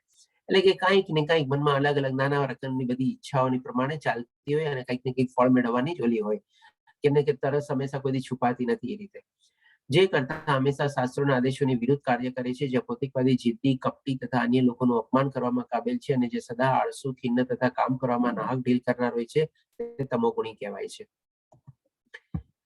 હવે પછી આપણે જોશું કે બુદ્ધિને પણ ભગવાન શ્રી કૃષ્ણે 3 ભાગમાં ડિવાઈડ કરી છે કે બુદ્ધિ આપણી કેવી છે. તો કે હે પાર્થ, જે સમજણ દ્વારા મનુષ્ય જાણી શકે છે કે શું કરવા યોગ્ય છે અને શું કરવા યોગ્ય નથી. આપણે તમને ખ્યાલ હોય તો દેવાસુર વિભાગ જ્યારે લીધો હતો ત્યારે સૌથી પહેલા ભગવાન શ્રી કૃષ્ણે અસુરી ગુણોની પહેલો શ્લોકથી આ જ કીધું હતું કે જે લોકો મૂર્ખ લોકો હોય છે એ લોકોને ખબર નથી હોતી કે શું કરવું જોઈએ શું ન કરવું જોઈએ, અથવા તો કઈ ચીજને આગળ વધારવી જોઈએ, કઈ ચીજ તરત ને તરત રોકવી જોઈએ. એ જ ચીજ ભગવાન શ્રી કૃષ્ણ ફરીથી કહે છે કે શું શેનો ભય રાખવો જોઈએ અને શેનાથી ભય પામવું ન જોઈએ, શું બંધન કરતા છે અને શું મુક્તિ આપનાર છે તે બુદ્ધિ સત્વગુણી છે. એટલે કે જે રીતે આવી રીતે બધા જે બુદ્ધિ યુઝ કરીને બધા કર્મ કરતો હોય એના માટે આપણે ભગવાન શ્રી કૃષ્ણ કહે છે કે સત્વગુણી બુદ્ધિ છે. આમાં એક ચીજ આપણે જોઈ લઈએ કે ભગવાન શ્રી કૃષ્ણ આપણને કહે છે કે શેનો ભય રાખવો જોઈએ અને શેનાથી ભય પામવું ન જોઈએ. આ ચીજ આપણે થોડી ક્લિયર કરી લઈએ. સૌથી પહેલા તો શું છે કે આપણે જયારે ભગવાનમાં આપણામાં વિશ્વાસ ને બધું હોય ને ત્યારે આપણને કોઈ ચીજનો ભય રહેતો નથી. જેમ ભગવાન શ્રી કૃષ્ણ દૈવી ગુણમાં સૌથી પહેલો કે છે નિર્ભયતા. તમે યાદ કરજો 16મા અધ્યાયનો 1 થી 3 શ્લોકાનો એક સાથે આપણે જોયું હતું અને એમાં 26 ગુણ હતા. એમાં સૌથી પહેલો હતું નિર્ભયતા. એટલે કે પછી એને કોઈ ચીજનો ભય રહેતો નથી, એ નિર્ભય થઈ જાય છે, અભય થઈ જાય છે. સૌથી મોટામાં મોટો પાવરફુલ ગુણ છે જેને ભગવાનમાં વિશ્વાસ છે અને ભક્તિમાં સરસ રીતે આગળ વધેલો છે. અને પણ ક્યારે જ આગળ વધી શકે છે જ્યારે એને બધી રાગ, દ્વેષ, ક્રોધ અને ઈર્ષ્યા અને બધું મોહ માયા ને બધા ઉપરથી પરે થઈ ગયો હોય, રહી થઈ ગયો હોય, ત્યારે જેની અભય થઈ શકે છે. નહીં તો એના મનમાં કંઈક ને કંઈક ભય રહે જ છે. આમ થઈ જશે તો, આમ થઈ જશે તો, થઈ જશે તો, એવી રીતે. અને પછી શું છે, શેનાથી ભય ના પામવું જોઈએ, કોઈ ચીજથી ભય પામવું ન જોઈએ. એટલે કે આ બધી ચીજ જો જાણતો હોય ત્યારે સતોગુણી કહેવાય છે. એટલે બુદ્ધિ પણ સતોગુણી કહેવાય. અને પછી હવે જોઈએ હે પૃથાપુત્ર, જે બુદ્ધિ ધર્મ તથા અધર્મ કરવા યોગ્ય તથા કરવા ન યોગ્ય માટે કર્મનો ભેદ કરી શકતો નથી. એટલે એને ખબર, પાછા મ્યુટ કરી દઉં છું બધાને પ્લીઝ. તે રાશિ અથવા રજોગુણી હોય છે. એટલે કે આ લોકોને ખબર જ નથી હોતી કે ભાઈ શું કરવું જોઈએ કે શું ન કરવું જોઈએ ને એવી રીતે. તો પછી એની બુદ્ધિ કેવી, તો ભાઈ રજોગુણી ટાઈપની. અને ડેફિનેટલી જે બુદ્ધિ મોહ તથા અહંકારને વશ થઈને અધર્મ ને ધર્મ અને ધર્મ ને અધર્મ માને છે તે હંમેશા અવળી દિશામાં પ્રયાસ કરે છે. તે હે પાર્થ તામસી બુદ્ધિ છે. આપણે 3, 2, 1 ને બધું આવે છે. હવે ધ્રુતિ. ધ્રુતિ એટલે કે ડિટર્મિનેશન અથવા ફર્મનેસ અથવા આપણી દ્રઢતા. કેટલા દ્રઢ નિર્ણયપૂર્વક નિશ્ચયપૂર્વક આપણે આગળ વધીએ છીએ આપણા કર્મ કરવામાં. એ પ્રમાણે આપણે ભગવાન શ્રી કૃષ્ણ એને પણ 3 ભાગમાં ડિવાઈડ કરે છે. હે પૃથાપુત્ર, જે અતૂટ છે, કમ વોટ મે, કાંઈ બી થાય, 16 માળા કરવી છે એટલે કરવી જ છે. જેને યોગાભ્યાસ દ્વારા અચલ રહીને ધારણ કરાય છે. અને કેવી રીતે થાય છે પણ ભગવાન શ્રી કૃષ્ણ આપણને કહે છે. અને એ રીતે જે મન, પ્રાણ તથા ઇન્દ્રિયોના કાર્યોને નિયંત્રણમાં રાખે છે તે ધૃતિ સાત્વિક કહેવાય છે. એને પોતાના મન, પ્રાણ એટલે કે પોતાના શ્વાસ ઉપર બી એને નિયંત્રણ કેળવેલું હોય. કેવી રીતે, તો કેવી યોગાભ્યાસ દ્વારા. જે યોગાભ્યાસ ને બધું કરતો હોય એને પોતાના પ્રાણ ઉપર બી નિયંત્રણ મેળવેલો હોય. આપણે જે 8 ઓલા અષ્ટાંગ યોગમાં સમજાતા એમાં 4થા સ્ટેજમાં આપણે સમજાતા પ્રાણાયામો કરવા. જ્યારે પ્રાણાયામ સ્ટેજમાં હોય છે ત્યારે એનો શ્વાસ એના ઉપર એનો નિયંત્રિત આવી જાય છે. અને ઇન્દ્રિયોના કાર્યોને એટલે કે બધી આપણી ઇન્દ્રિયો ભટકતી હોય તો એને પણ પૂરેપૂરું સરસ રીતે વશમાં કરેલું હોય, નિયંત્રણ મેળવેલું હોય. તો ઈ ધૃતિ જે છે એને સાત્વિક ધૃતિ કહેવાય અથવા ડિટર્મિનેશન કહેવાય. પરંતુ હે અર્જુન, જે ધૃતિ વડે મનુષ્ય ધર્મ, અર્થ તથા કામના ફળોમાં સદા લિપ્ત રહેતો હોય છે તેને રજોગુણી કહેવાય છે. એ પાર્થ, જે ધૃતિ સ્વપ્ન, ભય, શોક, વિષાદ અને મોહથી પરે જતી નથી એવી દુર્બુદ્ધિ પણ પૂર્ણ ધૃતિ તમોગુણી હોય છે. અહીંયા પણ 3, 2, 1 આવશે. હવે લાસ્ટમાં આવે છે સુખ. સુખને પણ 3 પ્રકારમાં ભગવાન શ્રી કૃષ્ણ વેચી દીધું છે. હવે એને પણ આપણે જાણીએ કે કેવી રીતે આપણને સુખ મળી શકે. કારણ કે આપણને બધાને અત્યારે સુખ અને શાંતિ જોવે છે. કે જે શરૂઆતમાં ઝેર જેવું લાગે છે પરંતુ અંતે અમૃત સમાન હોય છે તથા મનુષ્યમાં આત્મ સાક્ષાત્કાર જાગૃત કરે છે તે સાત્વિક સુખ કહેવાય છે. દાખલા તરીકે લઈએ, સવારના પોરમાં વહેલું ઉઠવું, એ પણ ઠંડીના ટાઈમમાં, અને એમાં પણ આપણે અડધી થી 1 કલાક વહેલું ઉઠવું શ્લોકા પઠન કરવા માટે અને શ્લોકા પઠન ચાલતું એમાં જોડાવા માટે, તો ડેફિનેટલી કેટલું કષ્ટદાયક લાગે આપણને. પણ આ રીતે જો કર્યું હોય આપણે તો આપણું સરસ મજાનું આપણે આ જ અધ્યાયમાં જોશું કે જેને આ રીતે સાંભળે છે, જે રીતે આપણે બધું આનું પઠન ને બધું કરે છે એને કેટલો મોટો લાભ થાય છે. તો જેને આ સરસ રીતે 18 દિવસ સુધી આ કમ્પ્લીટ એક્સરસાઇઝ કરી હશે, સ્ટાર્ટિંગમાં તો એને ઝેર જેવું લાગ્યું હશે બધું, પણ એનાથી જ્યારે લાભ મળશે એ આપણે કહીએ ને એટલું સરસ અમૃત જેવું અથવા એટલું સરસ સુખ આપશે કે વાત ન પૂછો. અને એટલા સરસ એના આધ્યાત્મિક કર્મ બંધાઈ જશે કે જેની આપણે ભક્તિ ઓર સરસ રીતે આગળ વધારશે. અને હોઈ શકે આ બધા આપણે 18 દિવસના કોર્સ પછી આપણને ઘણા બધા એવા બેનિફિટ બી કંઈક ને કંઈક મળ્યા હશે. આપણે કોઈક ચીજ શરૂ ઘણા વખતથી વિચારવાનું કરતા હશું જે આપણે નહીં કરી શકતા હોઈએ તો એ આપણે કરી લીધી હશે શરૂ, અથવા તો ઘણી ચીજ એવી હશે કે જે આપણે ઘણા વખત પછી આપણે એને બંધ કરવાનું વિચારતા હોઈએ પણ આપણે બંધ કરવામાં સફળ ન થતા હોઈએ તો કદાચ આપણે 18 દિવસનો કોર્સ પછી એમાં બી આપણને સફળતા મળે અને એ આપણી સદંતર ક્યાં ગાયબ થઈ જાય આખી એવી કુટેવ કે ખરાબ ટેવ આપણને ખબર ન પડે. તો આવા બધા આપણે અનાયાસ અથવા જાણતા અજાણતા એવા કંઈક ને કંઈક બેનિફિટ આપણને મળતા જ રહેતા હશે અને મળશે જ આપણને. તો એ રીતે ભગવાન શ્રી કૃષ્ણ કહે છે કે આપણને અમૃત સમાન લાગે છે. અને ડેફિનેટલી આ બધા આપણા આત્મ સાક્ષાત્કાર માટે આપણા રસ્તામાં ઓર આગળ વધારે છે અને ઓર સરસ મજાની આપણી યાત્રા સફળ રીતે સંપન્ન થાય છે. પછી આવે છે રજોગુણ સુખ, એટલે જે સુખ ઇન્દ્રિયો દ્વારા તેમના વિષયોનો સંસર્ગથી પ્રાપ્ત થાય છે અને જે શરૂઆતમાં અમૃત જેવું છે પણ અંતે ઝેર હોય છે તે રજોગુણી હોય છે. આપણે જાણી ગયા છે કે આ ભૌતિક દુનિયાના જે કંઈ પણ સુખો જે બધી મેળવીએ છીએ આપણે ક્ષણિક છે અને ક્ષણભંગુર બી છે, ટેમ્પરરી છે. થોડીક વાર માટે આપણને સુખ લાગે છે પણ પછી ઈ જ ચીજ આપણું દુઃખનું કારણ બની જાય છે. પછી લાસ્ટમાં આવે છે તમોગુણ, જેમાં તો આપણે દુઃખ જ દુઃખ હોય છે. અને જે સુખ આત્મ સાક્ષાત્કાર પ્રતિ અંધ છે, જે શરૂઆતથી અંત સુધી ભ્રમણ જ છે અને જે નિંદ્રા આળસ તથા પ્રમોદમાંથી ઉત્પન્ન થાય છે તે તામસી કહેવાય છે.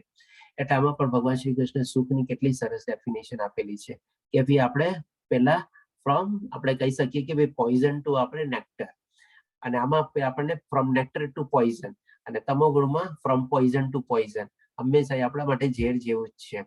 તો આપણે પણ ટ્રાય કરીએ કે ભાઈ આપણને જે કાંઈ પણ ચીજ આવી હોય, જેમ કે આજે સતોગુણ વાળું ફૂડ ખાવું શરૂઆતમાં થોડુંક લાગે આપણને જીભમાં ન ગમે, પણ ડેફિનેટલી આપણને આપણા માટે આયુષ્ય વધારનારું બી છે. એ પણ આપણે સરસ મજાનું ગઈકાલના જ અધ્યાયમાં બી આપણે જાણી ગયા.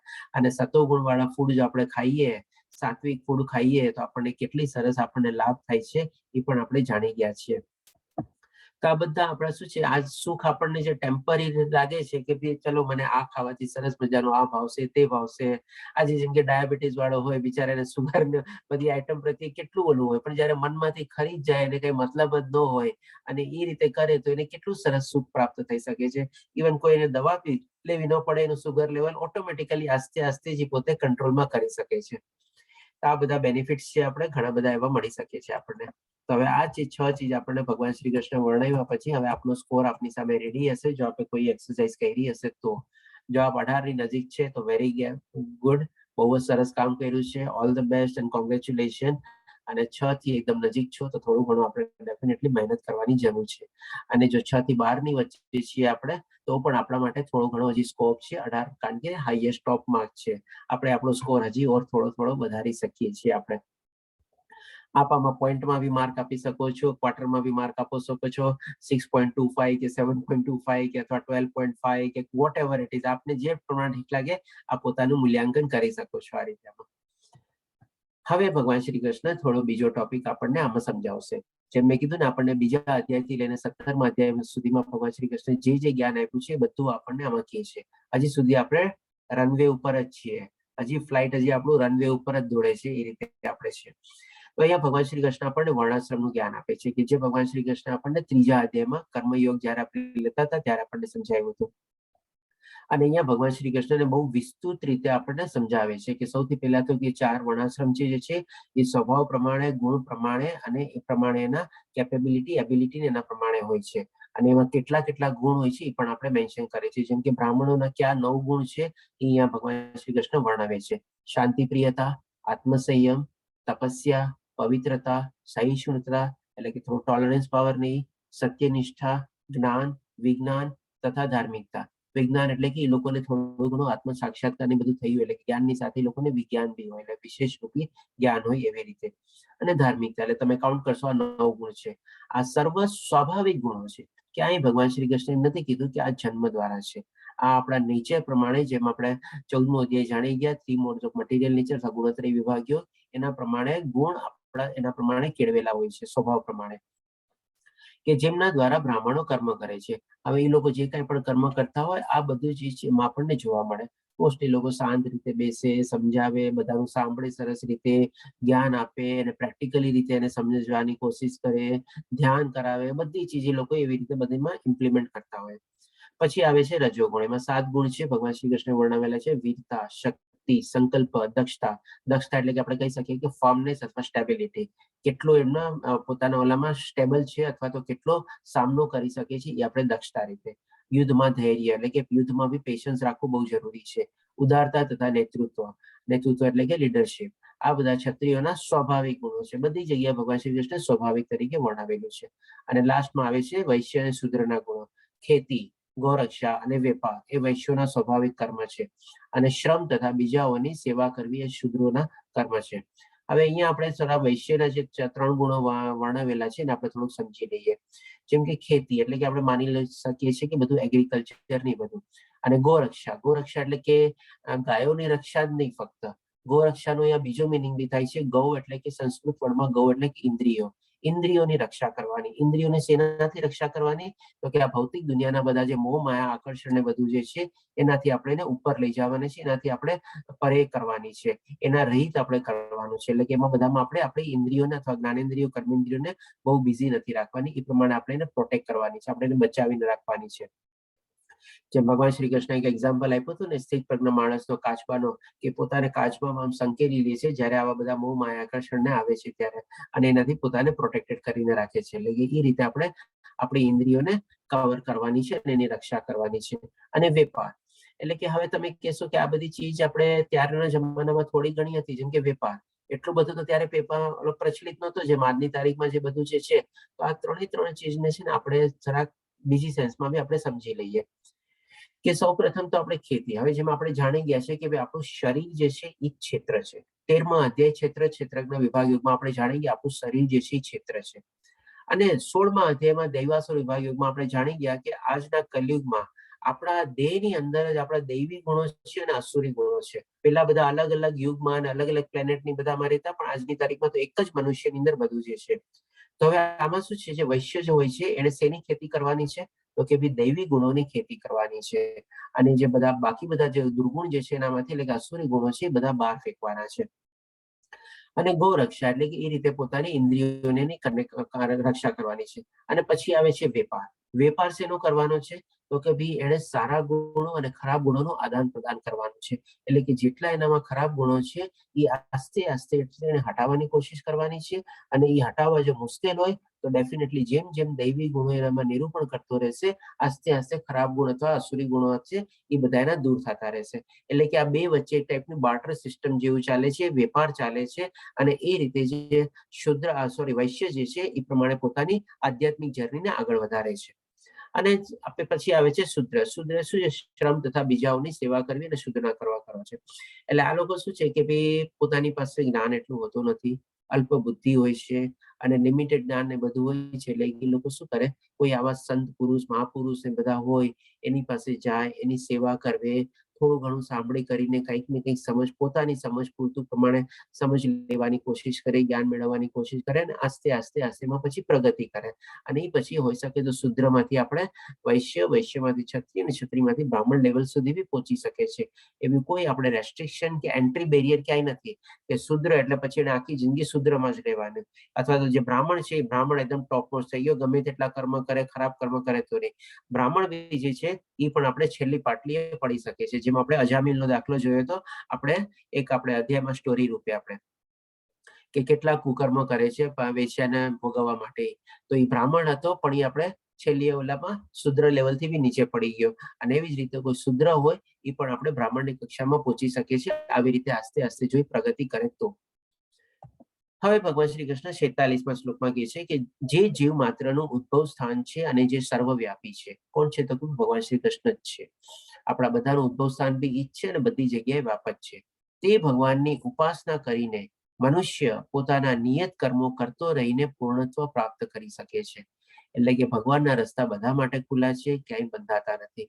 આજે શુદ્ર હોય તો બી પોતાનું નિયત કર્મ કરતો રહીએ અને સાથે સાથે ભગવાનની ઉપાસના કરતો રહીએ, ભગવાનની ભક્તિ કરતો રહીએ, તો પણ એના માટે ભગવાન આપણે પૂર્ણત્વ એટલે કે ભગવાન શ્રી કૃષ્ણ એને પૂર્ણ આપણે કહીએ છીએ, પૂર્ણ પુરુષોત્તમ પરમેશ્વર એટલે કે પૂર્ણત્વને એટલે કે પૂર્ણ એટલે કે કમ્પ્લીટનેસ અને તો એટલે કે તત્વ એ બેને જ કમ્બાઈન થઈને કે પૂર્ણ તત્વને પ્રાપ્ત કરી શકે એટલે કે ભગવાન શ્રી કૃષ્ણને પ્રાપ્ત કરી શકે છે શુદ્ર હોય તો બી.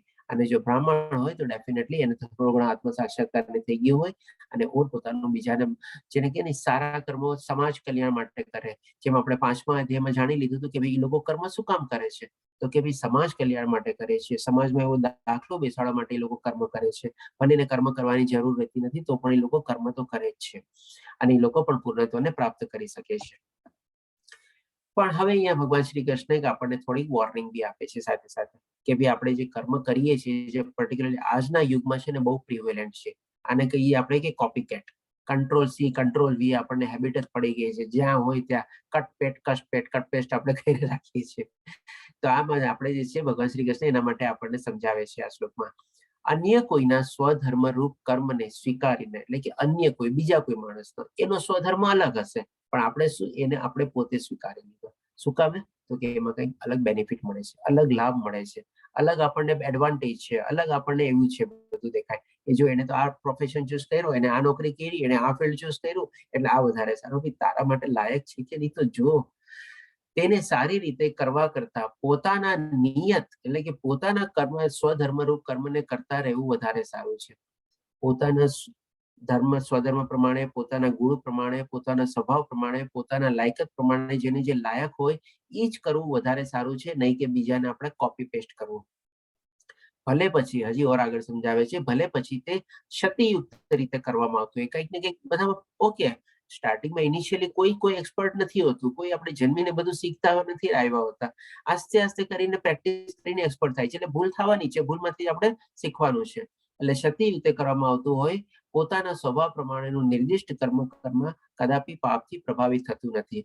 આજે કોઈ મિલિટરી પર્સન હોય બોર્ડરમાં જઈને લડે, બધા 500 માણસ મારી નાખે તો પણ એને કોઈ પાપથી પ્રભાવિત થતો, એનો તો સ્વધર્મ ઈચ્છી છે તો પછી એમાંથી એને ક્યાંથી પાપ લાગે. એટલે કે આ રીતે ભગવાન શ્રી કૃષ્ણ આપણને 2 થી 3 ચીજ આપણને સમજાવે છે કે જે બહુ જ રિલેવન્ટ છે. સૌથી પહેલા આપણે કોઈને કોપી નથી કરવાની. પછી ભલે આપણામાં એક્સપર્ટાઇઝ ન હોય એટલે આપણે આપણા સ્વધર્મ અને ગુણ પ્રમાણે સ્વભાવ પ્રમાણે આપણે આપણું નિયત કર્મ કરીએ છીએ. આપણે હજી એટલા એક્સપર્ટ નથી બન્યા પણ પ્રેક્ટિસ મેક્સ ધ પરફેક્ટ. એટલે એ રીતે આસ્તે આસ્તે આપણે આગળ વધવાનું છે. અને લાસ્ટમાં જો આપણો સ્વધર્મ એવો હોય કે જે બધાને લાગતો હોય કે ભાઈ આમાં તો દોષ છે, પાપ છે, પણ ના, એ રીતે આપણે આપણો જે સ્વધર્મ કરેલો હોય નક્કી. હા, કોઈ આપણે તમોગુણ કે તામસી ગુણ વાળું હોય તો અલગ વાત છે. જેમ કે આપણે અસુરી લોકોની જે બધી એક્ટિવિટી આપણે 16મા અધ્યાયમાં જોઈ ગયા હતા તો that is all together different. એનો આપણે ન કહી શકીએ કે ભાઈ એનો સ્વધર્મ છે આપણે.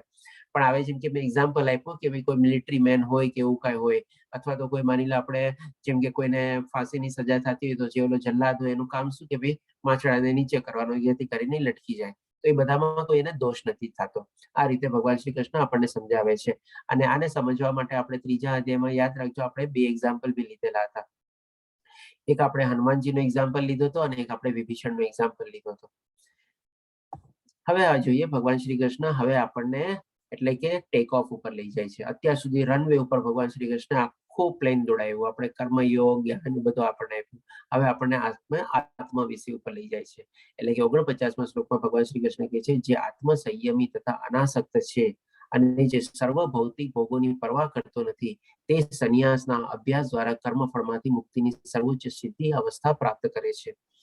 એટલે કે આ ફોટો બી આપણે જોયેલો છે, આગલા એક અધ્યાયમાં બી આવેલો હતો કે બધામાં એક જ આત્માને દર્શન કરવાના છે. ગમે તે માણસ હોય કે જાનવર હોય કે નાનામાં નાનો જીવ હોય કે વાયરસ હોય કે ગમે તે હોય, અને કર્મફળનો બધાનો ત્યાગ કરવાનો છે. અને આવી રીતે જો એ આત્માના દર્શન કરતો હોય એટલે કે ભગવાન અત્યારે ટેક ઓફ કરે છે, આપણને આત્માના લેવલ સુધી આપણને લઈ જાય છે. એ પ્રમાણે પછી એ જ આપણને કન્ટિન્યુ રાખતા ભગવાન શ્રી કૃષ્ણ કહે છે આ પ્રમાણે એટલે કે આવી રીતે જે જોતો કરતો હોય, બધું કરતો હોય, પોતાના કર્મફળનો ત્યાગ કરતો હોય, આ પ્રમાણે જે દિવ્ય અવસ્થામાં રહેલો છે, આને ભગવાન શ્રી કૃષ્ણ કહે છે કે એ દિવ્ય અવસ્થામાં રહેલો છે, તે તરત જ પરમ બ્રહ્મની અનુભૂતિ કરે છે. એટલે કે સૌથી જે ઇનિશિયલ સ્ટેજ જે છે એ પરમ બ્રહ્મની એટલે અંદરથી બધું જ્યોતિજ વાળું અને પ્રકાશ વાળું ને એવી રીતે જ્ઞાનમય વાળું બધું દેખાવા માંડે છે.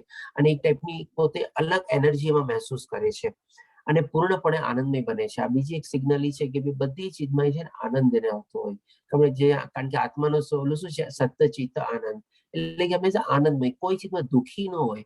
ત્યારે આજે બધા માણસો શું છે, બધી ચીજ વસ્તુ એની પાસે હોય ને તો એ દુઃખી જ હોય.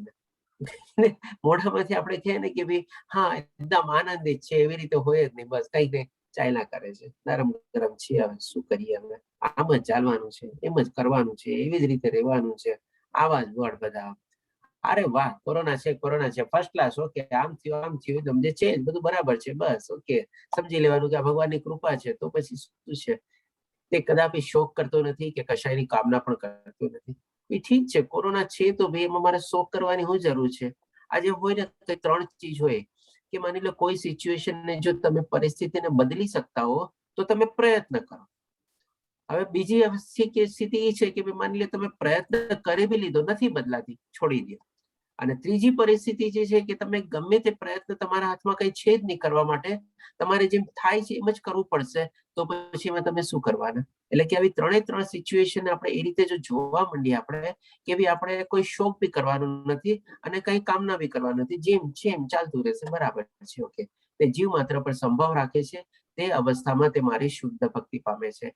એટલે હવે ભગવાન શ્રી કૃષ્ણ આપણને ટેક ઓફ બી કરાવી દીધું છે. હવે ટેક ઓફ કરાવ્યા પછી આપણે ક્રુઝિંગ સ્પીડમાં ચાલી ગયા છીએ. જેમ કે માની લો 900,000 કિલોમીટર પર અવરની સ્પીડે આપણું ફ્લાઇટ ચાલતું હોય, કેવું સરસ મજાનું આપણે ત્યાં આપણે એકદમ કમ્ફર્ટેબલ ફીલ કરીએ.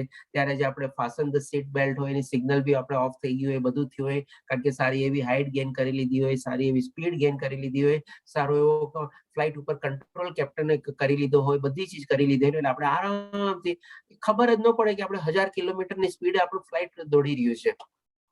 જો આવી રીતે હોઈએ ત્યારે ભગવાન શ્રી કૃષ્ણ કહે છે કે મારી શુદ્ધ ભક્તિ પામે છે.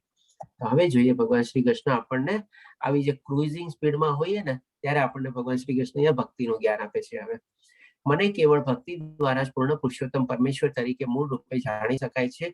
અને આવી ભક્તિ વડે જ્યારે મનુષ્ય મારી પૂર્ણ ચેતનામાં હોય છે ત્યારે તે વૈકુંઠ જગતમાં પ્રવેશ કરે છે. એટલે કે હવે ભગવાન શ્રી કૃષ્ણ આપણને વૈકુંઠ જગત તરફથી લઈ જવાના છે. હવે એટલે કે જયારે આપણે ભગવાનને સાકાર રૂપમાં આપણે પૂજવાના છે, ભગવાનને આપણે નિરાકાર અથવા નિર્ગુણ રૂપમાં નથી પૂજવાના. એ જ રીતે ભગવાન શ્રી કૃષ્ણ કહે છે અહીંયા કે પરમેશ્વર તરીકે મૂળ રૂપે જાણી શકાય છે. અને આવી ભક્તિ વડે જ્યારે મનુષ્ય મારી પૂર્ણ ચેતનામાં હોય છે ત્યારે તે વૈકુંઠ જગતમાં પ્રવેશ કરી શકે છે. હવે પછી 56મા શ્લોકમાં કહે છે ભગવાન શ્રી કૃષ્ણ મારા રક્ષણમાં રહેલો. હવે ડેફિનેટલી જયારે આવી સ્થિતિ હોય છે, ભગવાન શ્રી કૃષ્ણ કીધેલું જ છે કે મારા ભક્તોની પાસે જે છે એનું બધું રક્ષણ પૂરું પાડું છું. એટલે કે પછી ઈ લેવલ ઉપર આપણે ઓલરેડી ભગવાનના રક્ષણમાં વયા ગયા છે, આપણે એના શેલ્ટરમાં વયા ગયા છે, આપણે એના આશ્રયમાં વયા ગયા છે. એટલે કે મારા રક્ષણમાં રહેલો મારો શુદ્ધ ભક્ત બધા પ્રકારના કાર્ય કરતો હોવા છતાં મારી કૃપાથી સનાતન અને અવિનાશી ધામને પ્રાપ્ત કરે છે. એટલે કે ભગવાન શ્રી કૃષ્ણ આપણને હવે અહીંયા આપણને પોતાના સનાતન ધામ સુધી પહોંચાડી દીધા. ઓલરેડી આપણું ફ્લાઇટ ત્યાં પહોંચી ગયું છે, એમ આપણે સમજવાનું છે. એવા જ આપણે અહીંયા સરસ મજાનો શ્રીલા પ્રભુપાદજીનો ફોટો છે કે જેણે પોતાના લગભગ 50 વર્ષો આ કૃષ્ણ કોન્શિયસનેસ મુવમેન્ટ ફેલાવવામાં કાઢી નાખ્યા. અને એના ફળ સ્વરૂપે આપણે જોઈ શકીએ છીએ કે આપણે આજે દેશ દુનિયા, આપણે ભારતમાં બી કેટલા મંદિરો છે, આખી દુનિયામાં બી કેટલા સરસ સરસ મજાના ભવ્ય મંદિરો ઇસ્કોનના બનેલા છે અને કેટલા બધા ભક્તો બી બનેલા છે. અને મેજોરિટી ઘણા બધા ભક્તો જે આપણે કહીએ ને કે બહારના ભક્તો બી છે. એટલે કે બધા પરદેશોમાં જઈને આવી રીતે ભગવાન શ્રી કૃષ્ણ કૃષ્ણ કોન્શિયસનેસ શ્રીલા પ્રભુપાદજીએ કૃષ્ણ કોન્શિયસનેસ મુવમેન્ટ ફેલાવેલી છે. એટલે કે હવે ભગવાન શ્રી કૃષ્ણ કહે છે 58મા શ્લોકમાં જો તું મારામાં ભાવના ભવિત થઈશ તો તું મારી કૃપાથી બધા જીવનના સર્વ વિઘ્નોને ઓળંગી જઈશ. અહીંયા ભગવાન શ્રી કૃષ્ણ હવે આપણને વોર્નિંગ આપે છે. અને એ વોર્નિંગ એ કેવી રીતે આપે છે? જ્યારે માની લો ફ્લાઇટ એકદમ આપણું સરસ મજાનું ક્રુઝિંગ સ્પીડ ઉપર ચાલે છે, ટોપ લેવલ સ્પીડ ઉપર, ત્યારે અચાનક પાયલોટ કેમ એનાઉન્સ કરે કે ભાઈ we are facing some turbulence, so fasten your seat belt, પછી વોશરૂમ્સ આર પ્રોહિબિટેડ, એવી રીતે બધું કે ને કે ભાઈ તમે વોશરૂમે નહીં જઈ શકો, તમારા સીટ બેલ્ટ ફાસ્ટન લ્યો, કારણ કે પ્લેન આમ તેમ જરાક થઈ શકે, ટર્બ્યુલન્સ થઈ શકશે, એવી રીતે. તો એ રીતે પણ ભગવાન શ્રી કૃષ્ણ અહીંયા અર્જુનને વોર્નિંગ આપે છે કે બેટા ઠીક છે, આપણે સનાતન ધામ સુધી તો પહોંચી ગયા, પણ જો તું આવી રીતે કરીશ તો, પણ જો આવી રીતે ન કર્યું તો શું થશે? પરંતુ જો મિથ્યા અહંકાર વશ તું આવી ચેતના ભાવનામાં કાર્ય કરીશ નહીં અને મારી વાત સાંભળીશ નહીં તો તું નષ્ટ થઈ જઈશ. આ ચીજ વધારે આપણા માટે એપ્લિકેબલ છે. અર્જુન તો એક મારફત છે. આપણે સમજવાનું છે, આપણો અહંકાર આપણે છોડવાનો છે, આપણે બધા આપણા રાગ દ્વેષ ક્રોધ બધા છોડવાના છે, આપણે મોહ માયાને બધું છોડવાનું છે, અને એવી રીતે પછી શરણાગતિ લઈને આપણે આગળ વધવાનું છે. અને આ રીતે ભગવાન આપણને વારંવાર બધી ચીજ આપણને રિપીટ કરીને કીધેલી છે. અને આ રીતે જો પછી આપણે ન સાંભળીએ તો પછી આપણે નષ્ટ થઈ જાય. અને ત્યારે એ રીતે જો કોઈ ન સાંભળે અને પાયલોટ પ્રમાણે પેસેન્જર લોકો આમ તેમના કારણે ફ્લાઇટ કંટ્રોલમાં ન રહીએ તો પછી આખું ફ્લાઇટ ક્રેશ થઈ શકે એ રીતે. તો આપણી પણ લાઈફ છે એ રીતે ક્રેશ થઈ શકે છે. આપણે કદાચ નીચે યોગમાં બી જઈએ આપણે તો ડેફિનેટલી આપણે તો મોસ્ટલી આપણે સદગતિ જ કરવાની છે. અને આટલું સરસ મજાના આપણે ઓનલાઈન કોર્સ બધાનો લાભ લીધેલો છે. અને તો ડેફિનેટલી હવે આપણે કન્ડિશન વિચારવાની જ નથી. આપણે ઉચ્ચતર માર્ગ લોક ઉપર જવાના માટે પ્રયાસો કરવાના છે. હવે પછી ભગવાન શ્રી કૃષ્ણ 61મા શ્લોકમાં કહે છે, હે અર્જુન, પરમેશ્વર જીવ માત્રના હૃદયમાં વસે છે અને ભૌતિક શક્તિના બનેલા યંત્ર પર અરૂઢ થયેલા સર્વ જીવોને પોતાની માયાથી ભ્રમણ કરાવી રહ્યા છે. હવે નષ્ટ થાય છે પછી શું થાય છે? ભગવાન શ્રી કૃષ્ણ ત્યાં વોર્નિંગ તો આપી દીધી કે ચાલો નષ્ટ થાય છે, પછી શું થાય છે? એટલે કે ફરીથી પાછા આ જ મૃત્યુ લોકમાં આપણે અથવા તો ઓર નીચેના લોકમાં બી જન્મ મૃત્યુ જરા વ્યાધિના ચક્કર આપણે ફેરવવા કરવા પડે છે. કારણ કે આપણે આપણા કરેલા ખરાબ કર્મો આપણે ભૂલી જઈએ, ભગવાન શ્રી કૃષ્ણ કદી ભૂલતા નથી. અને એવી જ રીતે આપણે સારા કર્મો થોડા બી કરેલા હશે એનો પણ આપણને મોટો મલ્ટીપ્લાય થઈને બેનિફિટ બી આપવાનું ભગવાન શ્રી કૃષ્ણ ક્યારેય ભૂલતા નથી. એટલે કે જેવા આપણા કર્મ હોય છે એ રીતે ભગવાન શ્રી કૃષ્ણ કહે છે કે દરેકના જીવ માત્રમાં હૃદયમાં વસે છે. એટલે ભગવાન શ્રી કૃષ્ણ બધાને સાક્ષી રૂપે જોવે છે. આપણે શું કર્યું, શું નથી કર્યું, ક્યાં ગયા હતા, કેવી રીતે કર્યું, શું ઈચ્છા કર્યું, કેવી રીતે ભોગવ્યું, ક્યાં ભોગવ્યું, કેટલા આધ્યાત્મિક કર્મો બાંધ્યા, કેટલા નથી કર્યા, કેટલા વિકર્મ કર્યા, બધી ચીજ જોવે છે. અને એના પ્રમાણે ભગવાન શ્રી કૃષ્ણ બધું યાદ રાખીને બી ભૌતિક શક્તિના બનેલા યંત્ર પર અરૂઢ થયેલા. એટલે કે આપણે શું છે, એક જાતનું જેમ અહીંયા એક્ઝામ્પલ લઈએ, ઓલો મિક્સી હોય ને, મિક્સીમાં આપણે કેમ બટન દબાવીએ, ગોળ ગોળ ગોળ ગોળ, પછી એની બ્લેડ ફરે અને બ્લેડમાં જે નાખ્યું હોય બધાનો કુચુંબરની રીતે થઈ જાય. તો આપણે એ જ રીતે ચક્કીમાં આપણે પીસાતા જ રહીએ છીએ અને ફરીથી પાછા આજ આપણે અહીંયા આવતા રહીએ છીએ આપણે. અને સર્વ જીવોને પોતાની માયાથી ભ્રમણ કરાવી રહ્યા છે. એટલે ડેફિનેટલી માયામાં એમાં પાછા આપણે ચકડાઈ જઈએ છીએ. હવે પછી 62મા શ્લોકમાં કહે છે, હે ભારત, સર્વથા સંપૂર્ણપણે તેમના શરણે જા, તેમની કૃપાથી તું પરમ શાંતિ તથા સર્વોપરી સનાતન ધામ પ્રાપ્ત કરીશ. એટલે કે બધાનું સોલ્યુશન શું? તો આપણે એના શરણે જવાનું છે. અને શરણે ગયા પહેલા આપણે એની પહેલાની પ્રીરિક્વિઝિટ કન્ડિશન ને બધું સરસ રીતે જાણી ગયા છે. હવે આ વખતે હું રિપીટ નહીં કરું. હું આશા રાખું છું કે આપ લોકો રિપીટ કરીને મને જણાવો. ચેટ બોક્સમાં બી આપ લખી શકો છો. શું છે આપણે શરણાગતિ પહેલાની કન્ડિશન બધી? કોઈ બોલી બી શકે છે. હરે કૃષ્ણ.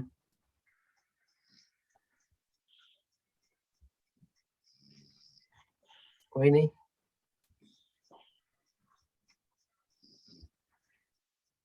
રાગ દ્વેષ ક્રોધ અહંકાર મોહ માયા બધું છોડવાનું છે. ત્યારે જઈને આપણે ભગવાનની શરણાગતિ પ્રાપ્ત કરી શકીએ છીએ.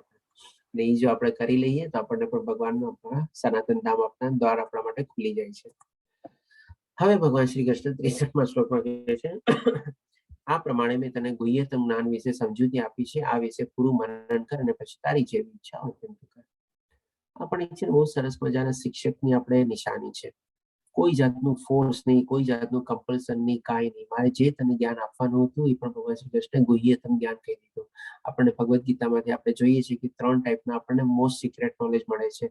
સૌપ્રથમ આપણે શરીર નથી, આત્મા છીએ. ભગવાનનો વાસ આપણા હૃદયમાં રહેલો છે. પરમાત્માના અંશ તરીકે આત્મા, એની ઉપર બધાનો પરમાત્મા તરીકે બેઠેલા છે. અને લાસ્ટમાં કે આપણે એ પરમાત્મા પાસે જવાનું છે. એટલે કે આપણા જીવનનું જે લક્ષ્ય જે છે, ત્રીજી ચીજ એ આપણને ભગવાન બેક ટુ ગોડ હેડ છે. આપણે આ 3 ચીજ આપણે કહી શકીએ એકદમ સિક્રેટ નોલેજ છે, જે ખાલી ભગવદ્ ગીતામાંથી જ મળે છે, બીજે ક્યાંયથી આપણને મળતી નથી. એટલા માટે એકદમ ગુહ્યતમ જ્ઞાન તરીકે ભગવાન શ્રી કૃષ્ણને વર્ણવે છે. અને આ રીતે ભગવાન શ્રી કૃષ્ણ કહે છે કે મારે તને જે કહેવાનું હતું, જે મોસ્ટ નોલેજ અથવા મોસ્ટ સિક્રેટ નોલેજ આપવાનું હતું, તને આપી દીધું. હવે તેનું મનન કર, પૃથ્થકરણ કર અને પછી તારી જેવી ઈચ્છા હોય તેમ કર. આ રીતે સમજાવ્યા પછી આપણે ભગવાન શ્રી કૃષ્ણ કહે છે કે સદૈવ મારું ચિંતન કર, મારો ભક્ત થા, મારી પૂજા કર અને મને નમસ્કાર કર. આ પ્રમાણે તું નિશ્ચિંતપણે મારી પાસે આવીશ. હું તને આનું વચન આપું છું, કારણ કે તું મારો બહુ વાલો મિત્ર છે. હવે આ જે શ્લોક છે ને, આપણે 9મા અધ્યાયનો 34મો શ્લોક અને 18મા અધ્યાયનો 65મો શ્લોક, મોરલેસ બંને સેમ શ્લોક છે, એકદમ વર્ડ ટુ વર્ડ આપણને મળશે. કદાચ 1 કે 2 વર્ડના છેલ્લે અહીંયા કંઈક ફરક છે, બાકી પહેલેથી લઈને અહીંયા સુધી લગભગ બધો સેમ જ શ્લોક છે. આપણે એટલે ફરીથી આપણે રિપીટ થાય છે ને આમાં ભગવાન શ્રી કૃષ્ણ આપણને 4 ચીજ કરવાનું કહે છે કે કન્ટિન્યુઅસ મારું ચિંતન કર, આપણે ભગવાનનું નામ લેવાનું છે, મારો ભક્ત થા, ભગવાનની ભક્તિ કરવાની છે, ભગવાનની પૂજા કરવાની છે અને ભગવાનને નમસ્કાર કરવાના છે. એટલે કે બધી ચીજમાં આપણે ભગવાનને થેન્ક્સ માનવાનું છે અને બધી ચીજ જે કંઈ આપણે કરીએ આપણે ભગવાનને અર્પિત કરીને કરવાની છે. તો આ રીતે કરશું તો વિધાઉટ એની ડાઉટ છે ભગવાન શ્રી કૃષ્ણ કહે છે મારી પાસે જ આવીશ. પછી 66માં શ્લોકમાં ભગવાન શ્રી કૃષ્ણ કહે છે સર્વ પ્રકારના ધર્મોનો ત્યાગ કર અને મારી શરણમાં આવી જા, તારો સર્વ પાપોમાંથી ઉદ્ધાર કરીશ, ડરીશ નહીં.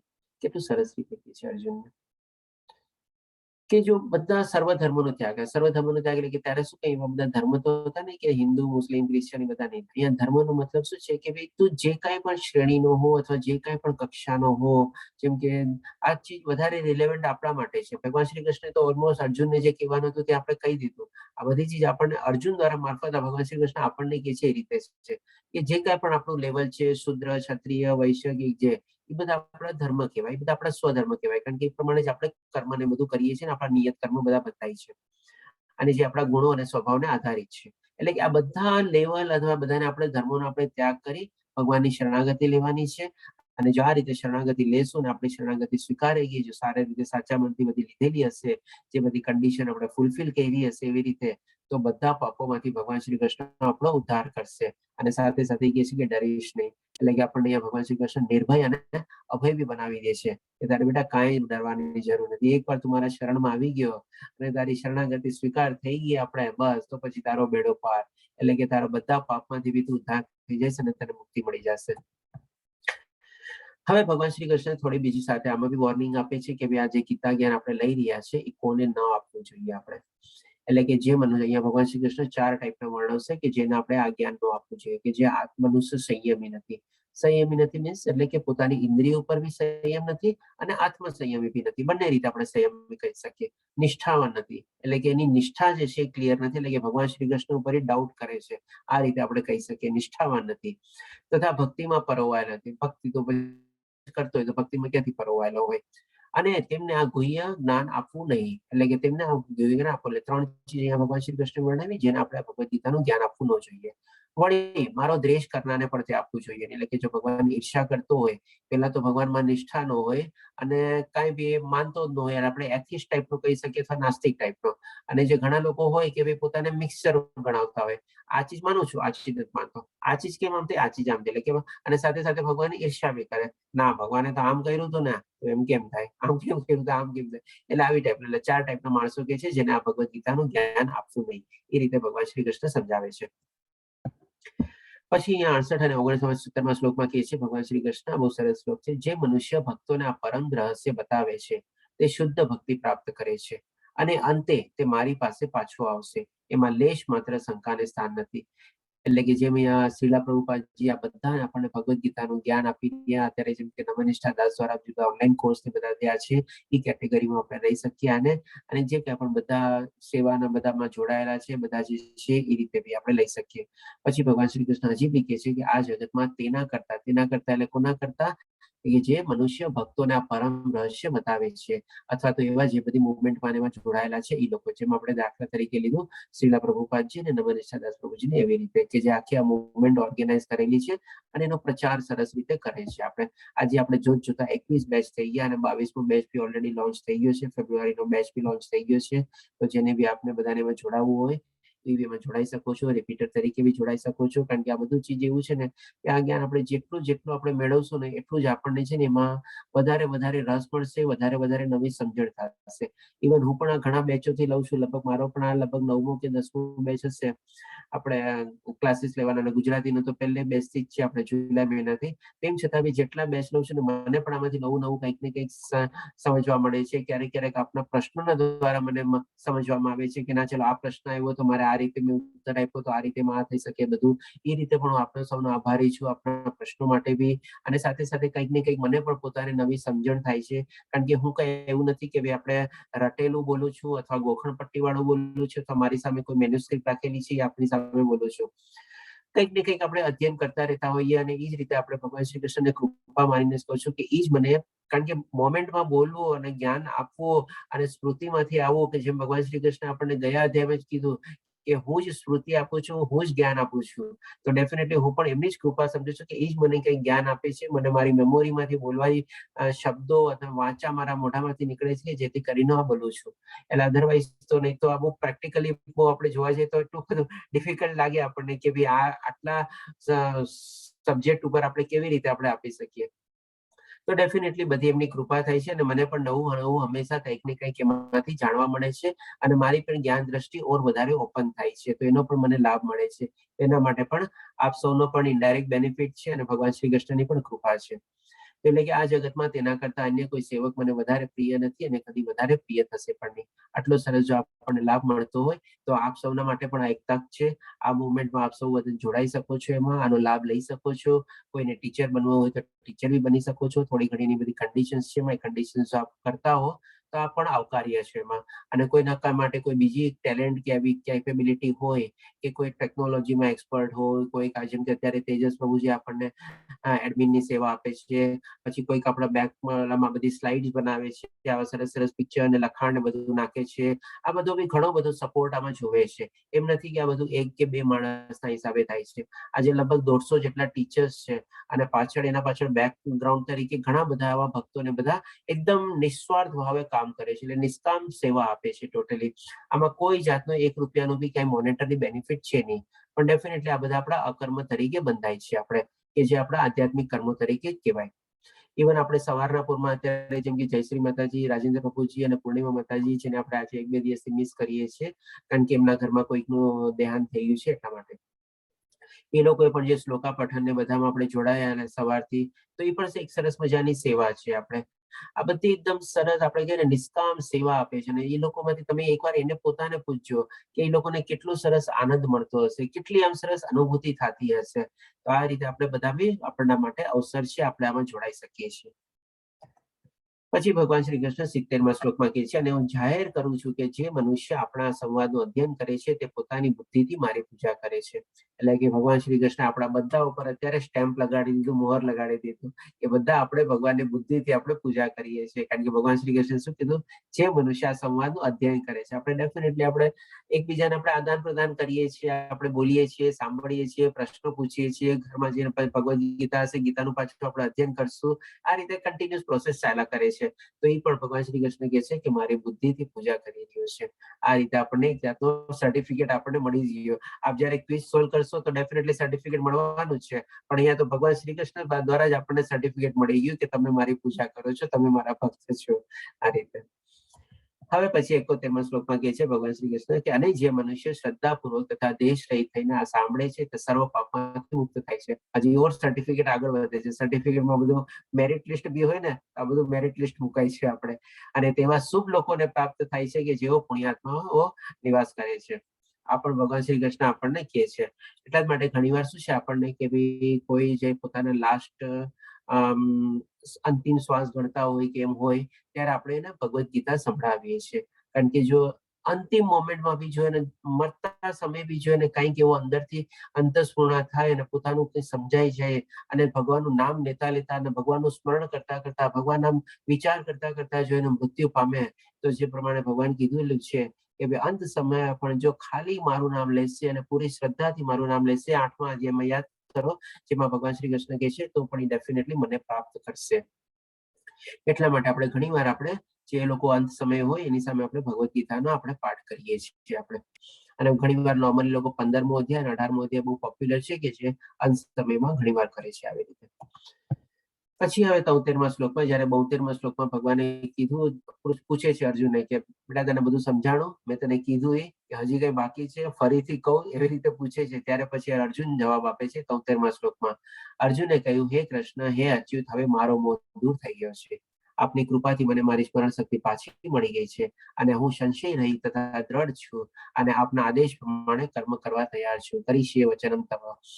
એટલે કે આ રીતે અર્જુન પછી પોતાના જે મોહિત થઈ ગયો હતો અને જેને આપણને પોતાનું ધનુષ બાણ છૂટી ગયું હતું, ચામડી વળતી હતી, મોઢું સુકાઈ રહ્યું હતું, રોઈ રહ્યો હતો, બધી એની સ્મરણ શક્તિ ને બધું પાછું આવી જાય છે અને કોઈ હવે મનમાં ડાઉટ નથી, એટલે કે ટોટલી સંશય રહિત અને સાથે સાથે એકદમ દ્રઢ થઈ ગયો છે કે ના ભાઈ મારે હવે યુદ્ધ કરવું જ છે. અને પછી એને પણ કહે છે કે આપના આદેશ પ્રમાણે, એટલે કે યુદ્ધ શરૂ કરવા પહેલા, પોતાના કર્મ આરંભવા પહેલા જ એ ઓલરેડી સમર્પિત થઈ જાય છે કે ભાઈ આપના આદેશ પ્રમાણે હું મારા કર્મમાં હવે આવી રીતે સરસ રીતે પ્રવૃત્ત થઈશ. જેમ ભગવાન શ્રી કૃષ્ણએ કીધું કે ઉત્સાહપૂર્વક કરવાનું છે, એટલે કે દ્રઢ થઈને કરવાનું છે. આ રીતે અર્જુન પછી આગળ વધે છે યુદ્ધમાં. હવે આવે છે આપણે સંજયના આપણે શ્લોક છે, આપણે 74 થી લઈને સંજયના શ્લોક છે. આપણે તો આને પણ આપણે સરસ રીતે જાણી લઈએ અને એ પણ એક આપણે બહુ મોટા વિટનેસ તરીકે આપણે છે અને આપણા માટે અત્યારે જે એને સાંભળ્યું એ બધી ચીજ પોતે લખે છે. તો આપણે જેમ અત્યારે શું છે કે ભાઈ કોઈ એગ્રીમેન્ટ આપણે એક્ઝિક્યુટ કરીએ એમાં બે પાર્ટી હોય, એક પ્રોપોઝર અને એક માની લો કોઈ એને એક્સેપ્ટર તરીકે હોય. તો લાસ્ટમાં પેજમાં શું બંનેની સિગ્નેચર આવે અને એની સામે પછી શું એક વિટનેસની સિગ્નેચર આવે. હવે જે વિટનેસ હોય ને એને પણ પોતાનું આખું ડિસ્ક્રિપ્શન આપવું જોઈએ કે પોતાનું સાઇન કરવાની, નામ કરવાનું, સન ઓફ કોનો છે, પોતાનું આઈડેન્ટિફિકેશન પ્રૂફ શું છે, પોતાનું આખું પૂરેપૂરું સરનામું આપવાનું, એનું ઓક્યુપેશન આપવાની, એની એજ આપવાની, બધી ચીજ આપવી પડે છે. તો એ જ રીતે પણ છે ને આપણે અહીંયા સંજય બી બધી ચીજ સરસ રીતે વર્ણવશે. સંજય કહ્યું આ પ્રમાણે મેં, એટલે કે બધું લખે છે જો કે આ પ્રમાણે મેં કૃષ્ણ તથા અર્જુન બંને મહાપુરુષોનો સંવાદ સાંભળ્યો. આ સંદેશ એટલો અદ્ભુત છે કે મારા શરીરમાં રોમાંચ થઈ રહ્યો છે. એટલે કે એઝ અ વિટનેસ તરીકે એની ડ્યુટી શું છે કે બધી ચીજને વર્ણવે. હા ભાઈ આ ચીજ, કારણ કે ક્યારેક વિટનેસ બોલાવે, વિટનેસ બોક્સમાં કે ભાઈ તે શું સાંભળ્યું તું બોલતો મને કહેતો, તને શું ફિલિંગ થયું, તને કેવું લાગ્યું, એ બધું બી કહે છે કે ભાઈ મને પણ મારા શરીરમાં રોમાંચ અનુભવ રહ્યો છે. પછી કહે છે હજી આગળ, વ્યાસદેવની કૃપાથી. ત્યારે કોઈ એને પૂછે વિટનેસને કે ભાઈ તારી પાસે દિવ્ય ચક્ષુ ક્યાંથી આવ્યા, તને કોણે આપ્યા? તો એ પણ અહીંયા કહે છે કે વ્યાસદેવની કૃપાથી મેં આ પરમ ગુહ્ય સંવાદ પ્રત્યક્ષપણે યોગેશ્વર કૃષ્ણના મુખેથી અર્જુનને કહેવામાં આવતું સાંભળ્યું છે. એટલે કે એ રીતે અહીંયા વર્ણવે છે સરસ રીતે.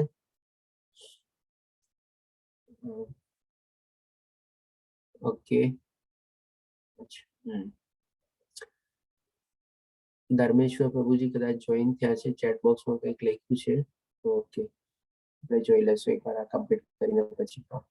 તો આ રીતે સંજય બી કહે છે કે વ્યાસદેવની કૃપાથી મને જે દિવ્ય ચક્ષુ પ્રદાન થયા હતા, એટલે કે જે વિટનેસ તરીકે બધું બી કહે છે અને મેં આ પ્રત્યક્ષપણે યોગેશ્વર કૃષ્ણના મુખેથી અર્જુનનો કહેવાતો સંવાદ સાંભળ્યો છે. એટલે કે એ પણ એને એડમિટ કરે છે કે હા ભાઈ આખી ભગવદ્ ગીતા જે ભગવાન શ્રી કૃષ્ણે પોતાના મુખેથી સંભળાવી અર્જુનને એ મેં પ્રત્યક્ષપણે સાંભળેલી છે. એટલે કે એની સ્વીકૃતિ એમાં સાથે આપે છે. અને પછી હજી કે છે, હે રાજા, જ્યારે હું કૃષ્ણ તથા અર્જુન વચ્ચે થયેલા આ અદ્ભુત તથા પવિત્ર સંવાદનું વારંવાર સ્મરણ કરું છું ત્યારે પ્રતિ ક્ષણે હર્ષ વિભોર થઈ જાઉં છું. એટલે કે સાથે સાથે પોતાની ફિલિંગ્સ બી એમાં એડ કરે છે કે મને બી કેવો સરસ મજાનો આનંદ થયો, મારા શરીરમાં બી રોમાંચ થઈ અને કેવો હર્ષ વિભોર થઈ ગયો. હવે લાસ્ટ શ્લોકમાં સંજય કન્ક્લુડિંગ સ્ટેટમેન્ટ આપે છે કે જ્યારે યોગેશ્વર કૃષ્ણ અને જ્યાં ધનુર્ધર અર્જુન છે, એટલે કે ભગવાન શ્રી કૃષ્ણ એટલે જે નર નારાયણ રૂપમાં હતા એ રીતે બંને જણાની હાજરી છે, ત્યાં ઐશ્વર્ય એટલે કે બધો ટાઈપનું ઐશ્વર્ય આપણે જોઈ ગયા છે ભગવાન શ્રી કૃષ્ણના 6 ટાઈપનું ઐશ્વર્ય નહીં.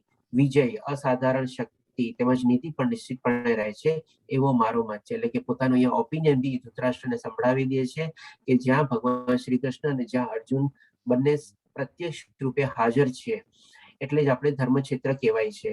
અને જ્યાં એ લોકો હાજર છે ત્યાં ભગવાન શ્રી કૃષ્ણના પૂરેપૂરું ઐશ્વર્ય અને વિજય, શક્તિ આ તે બધું જ સાથે છે. એટલે કે ઇનડાયરેક્ટલી ધૃતરાષ્ટ્રને મેસેજ આપી દે છે કે ભાઈ આ યુદ્ધ કૌરવ લોકો હારી ગયા અને પાંડવ લોકો આ યુદ્ધ જીતી ગયા, કારણ કે જ્યાં આ બંને છે ત્યાં જ વિજય છે અને ત્યાં પછી કોઈ આપણે એવી બીજી કોઈ સંભાવના રહેતી જ નથી. આ રીતે પોતે કહે છે કે આ મારો મત બી છે. તો અહીં આપણો 18મો અધ્યાય પૂરો થાય છે.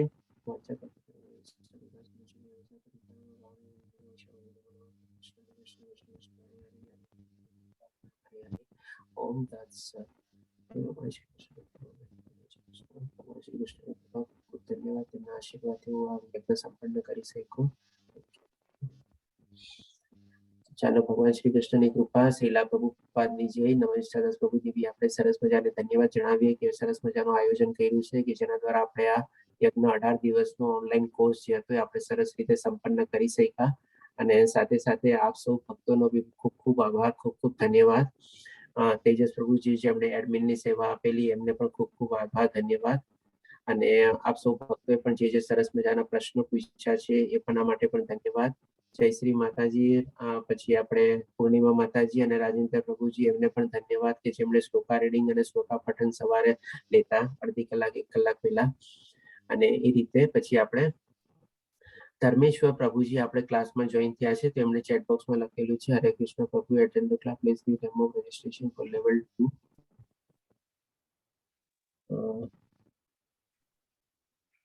એક મિનિટ છે મારો. હરે કૃષ્ણ પ્રભુ. હરે કૃષ્ણ પ્રભુ. હા પ્રભુ, મારે ઉપર વયા ગયા ને જરા વંચાતું નથી મેસેજ એટલે ટ્રેસ આઉટ કરતો હતો. એટલે ખાસ આપણે બધાને વિનંતી કરવી છે કે બધા જ અત્યારે જો ટ્રાય કરે તો આપણી ઇસ્કોન મંગળુરની વેબસાઇટ ઉપરથી they can register for level 2. અગર જેને ઓલ 16 ચેપ્ટરની ક્વિઝ ખતમ કરી છે તો એ લોકો ક્વિઝની વેબસાઇટ ઉપરથી પણ ડાયરેક્ટ લેવલ 2 જોઈન કરી શકે છે. એટલે I just want to request કે રાઇટ નાઉ ઇટસેલ્ફ જો તમે વેબસાઇટ પર જઈને અત્યારે બતાવો તો બધાને ખ્યાલ આવી જાય કે કેવી રીતે લેવલ 2 માટે રજીસ્ટર કરવાનું છે. તેજસ પ્રભુ છે આજે નથી ને એમની? તેજસ પ્રભુજી કરી શકશે કારણ કે મને આઈડિયા નથી એનો. અચ્છા, દિશા માતાજી છે. દિશા માતાજી, હરે કૃષ્ણ.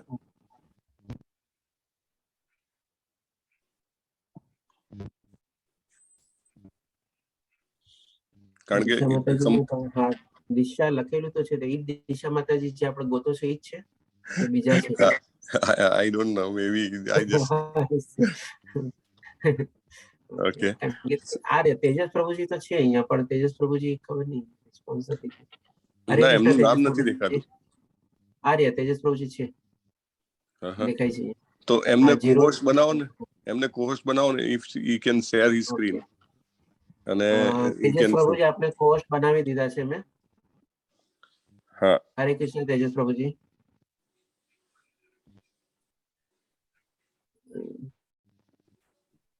એટલે આપણે 3 અલગ અલગ જગ્યાએ રિક્વેસ્ટ છે બધા પાર્ટિસિપન્ટને રજીસ્ટર કરવા માટે.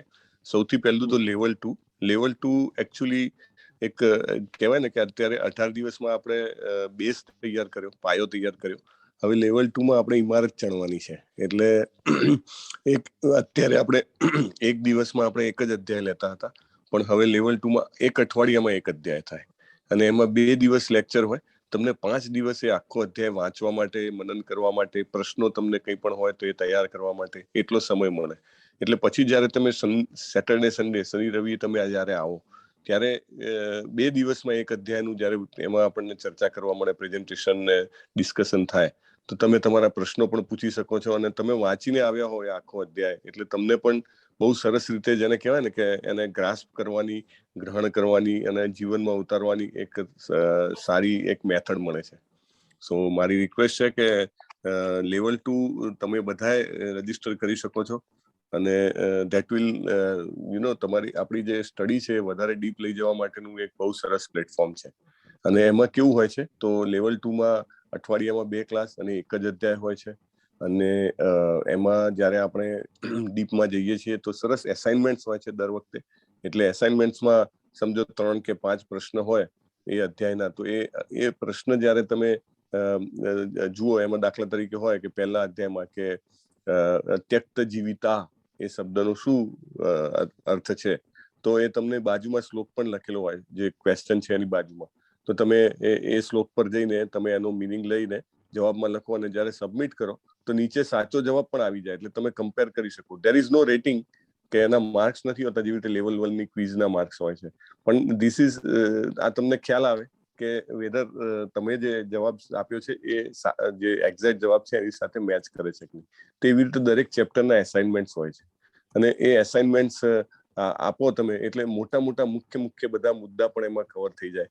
અને પછી આફ્ટર 6 મોડ્યુલ્સ ક્વિઝ પણ રાખવામાં આવે છે.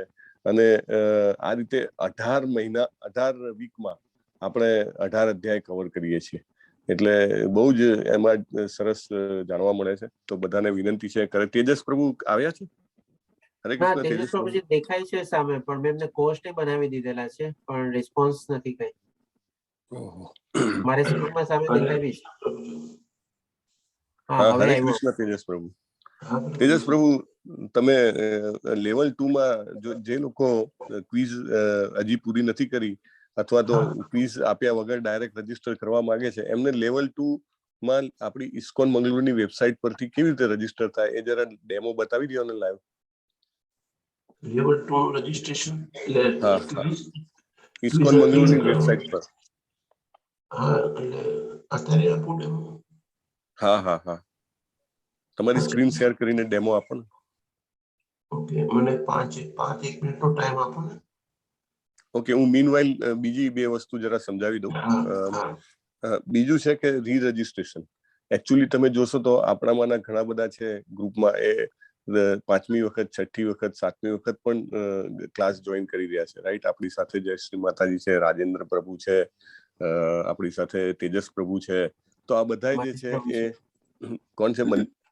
મહેશ પ્રભુ. અચ્છા, તો એ બધા અચ્છા કાપડી આપવું. ઓકે, તો એ બધા આટલે બધા બેચોથી કન્ટિન્યુઅસ અહીંયા આગળ આવે છે, એટલે તમને એવું લાગે કે ફરીથી શું કામ કરવાનો કોર્સ? પણ દર વખતે કંઈક નવું જાણવા મળે, દર વખતે કંઈક નવી દિશા મળે, આપણા પ્રેક્ટિકલ લાઈફમાં ઉતારવાની નવી તકનીક મળે આપણને. તો એ બધું જે છે એ ખરેખર તમને એમ લાગે કે આપણે કોઈ મૂવી હોય 1 વાર 2 વાર 3 વાર જોઈએ તો આપણને એમ લાગે બહુ જોઈ લીધું, પણ ભગવાનનું જે આ જ્ઞાન છે તમે જેટલી બી વાર જે આપણે ગીતાના જે શંકરાચાર્યજીનો જે એનું મહાત્મા હતું એમાં જોયું હતું, તમે જેટલી વાર એમાં ડૂબકી મારો એટલી વાર તમને નવો આનંદ, નવી દિશા, નવું જ્ઞાન મળે. મહાત્મા ગાંધીએ પણ કીધું છે કે હું જયારે ગીતામાં જઉં છું ત્યારે જીવનના પ્રશ્નોના નવા ઉકેલ મળે છે. તો બધાને વિનંતી છે, પ્લીઝ તમે ફરીથી, તમે 6 વાગ્યાનો ટાઈમ તમને અનુકૂળ છે સવારનો, તમે પુનઃ જે 3 ફેબ્રુઆરીથી જોઈન થાય છે, આપણી નવી બેચ ચાલુ થાય છે, તો એમાં તમે પુનઃ રજીસ્ટર કરાવો. અને જેને કહેવાય ને કે આ રીતે જે બધા જ ઘણા બધા આપણા ડિવોટીસ છે કે જે બહુ લોંગ ટાઈમથી આમાં એટેન્ડ કરી રહ્યા છે, તો એમની હારે તમે પણ જોડાઈ જાઓ. તો સવારનો આ સમય આખો આપણો ફિક્સ થઈ જશે કે દિવસની શરૂઆત જ એકદમ ગીતાના જ્ઞાનથી થાય, શ્રી કૃષ્ણજીના આશીર્વાદ સાથે થાય અને કેતન પ્રભુની જે વાણીથી આપણને સરસ ભગવદ્ ગીતાનું જ્ઞાન મળે. તો મારી તમને બધાને વિનંતી છે કે તમે ફરીથી જે નવી બેચ 22મી બેચ ચાલુ થાય છે એમાં રી રજીસ્ટર કરાવો 6 વાગ્યામાં. તો આ બીજી વિનંતી છે. અને ત્રીજી વિનંતી છે કે ભક્તિ વૃક્ષા. એકચ્યુઅલી ભક્તિ વૃક્ષા ફોરમ એવું છે કે આપણે એમાં કોઈ સિલેબસ નથી અને બેસિકલી આપણે વર્ડ ટુ વર્ડ કવર કરવા માંગીએ છીએ. લાઈક ભગવદ્ ગીતાના 108 ઇમ્પોર્ટન્ટ શ્લોક છે, તો આપણે 18 દિવસમાં શું છે કે એનો ભાવાર્થ કવર નથી કરી શકતા. જે પ્રભુપાદ એનો ભાવાર્થ લખતા હોય છે એ આપણે ઇવન બધા શ્લોક પણ આપણે કવર નથી કરી શકતા. પણ ભક્તિ વૃક્ષામાં આપણે ડિટેલમાં, જેને કહેવાય ને કે ડોટ ટુ એકદમ સ્ટાર્ટ ટુ એન્ડ સુધી કમ્પ્લીટ ભાવાર્થ આ બધા ઇમ્પોર્ટન્ટ શ્લોકોનો કવર કરી શકીએ છીએ. આપણે શ્લોકોનું ઉચ્ચારણ શીખીએ છીએ, પછી અમુક ભજન શીખીએ છીએ. એવી ઘણી બધી એક્ટિવિટીઝ જે છે કે જે રેગ્યુલર લેવલ 1, લેવલ 2, લેવલ 3માં જે સિલેબસના કારણે ન થાય એ એક્ટિવિટી આપણે ભક્તિ વૃક્ષામાં કરી શકીએ છીએ. અને ભક્તિ વૃક્ષા શું છે તો માત્ર 15 થી 20 જણાનું નાનું ગ્રુપ હોય, એટલે બધા ઇન્ડિવિડ્યુઅલી એકબીજાને ઓળખે, બધા એકબીજા સાથે કનેક્ટેડ રહી શકે, એટલા માટે આ કોન્સેપ્ટ છે. તો એ પણ તમે કનેક્ટ કરી શકો છો. હું હમણાં જસ્ટ શોર્ટ ટાઈમમાં અહીંયા લિંક પોસ્ટ કરું છું નવા ગ્રુપ બનાવીને, કારણ કે જૂના ગ્રુપની લિંક નથી રાખવાની, નવી કરવાની છે. સો હું અહીંયા પોસ્ટ કરું છું. તો બધાને વિનંતી છે, ભક્તિ વૃક્ષા ખાલી અઠવાડિયામાં 1 જ દિવસ હોય છે. સવારે 7 વાગે કેતન પ્રભુ લે છે, બપોરે 4 વાગે વેદાંતિ માતાજી, સીમા માતાજી રવિવારે, સાંજે 5 વાગે જે છે એ જિગ્નેશ પ્રભુ લેશે, અથવા બીજી બેચ ચાલે છે, પાર્થ પ્રભુ પણ લે છે. અને એક જે છે ગુરુવારે સવારે 8 વાગે જિગ્નેશ પ્રભુ લે છે. સો આ રીતે 4 અલગ અલગ ટાઈમ છે ભક્તિ વૃક્ષાના. અઠવાડિયામાં 1 જ વાર, પણ એકદમ જેને કહેવાય ને કે અનૌપચારિક રીતે ઇનફોર્મલ વેમાં મીટ કરીને આપણે આ બધું સરસ ભજનો, પછી સાચું ઉચ્ચારણ શ્લોકોનું, પછી ડોટ એકદમ સ્ટાર્ટ ટુ એન્ડ સુધી એનો ભાવાર્થ, આ બધું આપણે વાંચતા હોઈએ છીએ. સો મારી વિનંતી છે કે તમે આ ત્રણેય જે અભિયાન છે બધા જ નિઃશુલ્ક છે, it is free of cost, અને તમે એમાં સાથે જોડાયેલા રહો. તો આ ભક્તિની યાત્રા કેવી છે કે જેવા ભક્તોની સાથે રહીએ ને તો એમ આપણને ભગવાન તરફ વધુ ફાસ્ટ જવાનો, સરળતાપૂર્વક જવાનો આપણને મોકો મળે. So that's all. Over to you Tejas Prabhu. Meanwhile I will post the link. Prabhuji 1 minute. પ્રભુજી બીજો બેચ 7મી ફેબ્રુઆરીએ શરૂ થાય છે, ત્રીજી નહીં. 1 મિનિટ. 7 ફેબ્રુઆરી. ફેબ્રુઆરી. હા, 7 ફેબ્રુઆરી. ઓકે, 3rd જાન હતું, હવે 7th ફેબ છે. માય મિસ્ટેક, આઈ કરેક્ટ ના માય ના, નો સેલ્ફ. પ્રોબ્લેમ. ના પણ સારું કર્યું તમે કીધું, કારણ કે આ બહુ ઇમ્પોર્ટન્ટ છે. બેચ 7મી ચાલુ થાય છે. સો આપણે એ પ્રમાણે બધાને વિનંતી છે, તમે કનેક્ટ થઈ શકો છો. યસ, તેજસ પ્રભુ, આર યુ રેડી? હરે કૃષ્ણ. હરે કૃષ્ણ પ્રભુજી. હા, તો તમે શેર કરીને બતાવી શકો છો. હા પ્રભુજી, હું બતાવું છું. ડાયરેક્ટ ઇસ્કોન મેંગલુરુની વેબસાઇટ જે છે ને આપણી, હા, એમાં હું લઈ દઉં છું.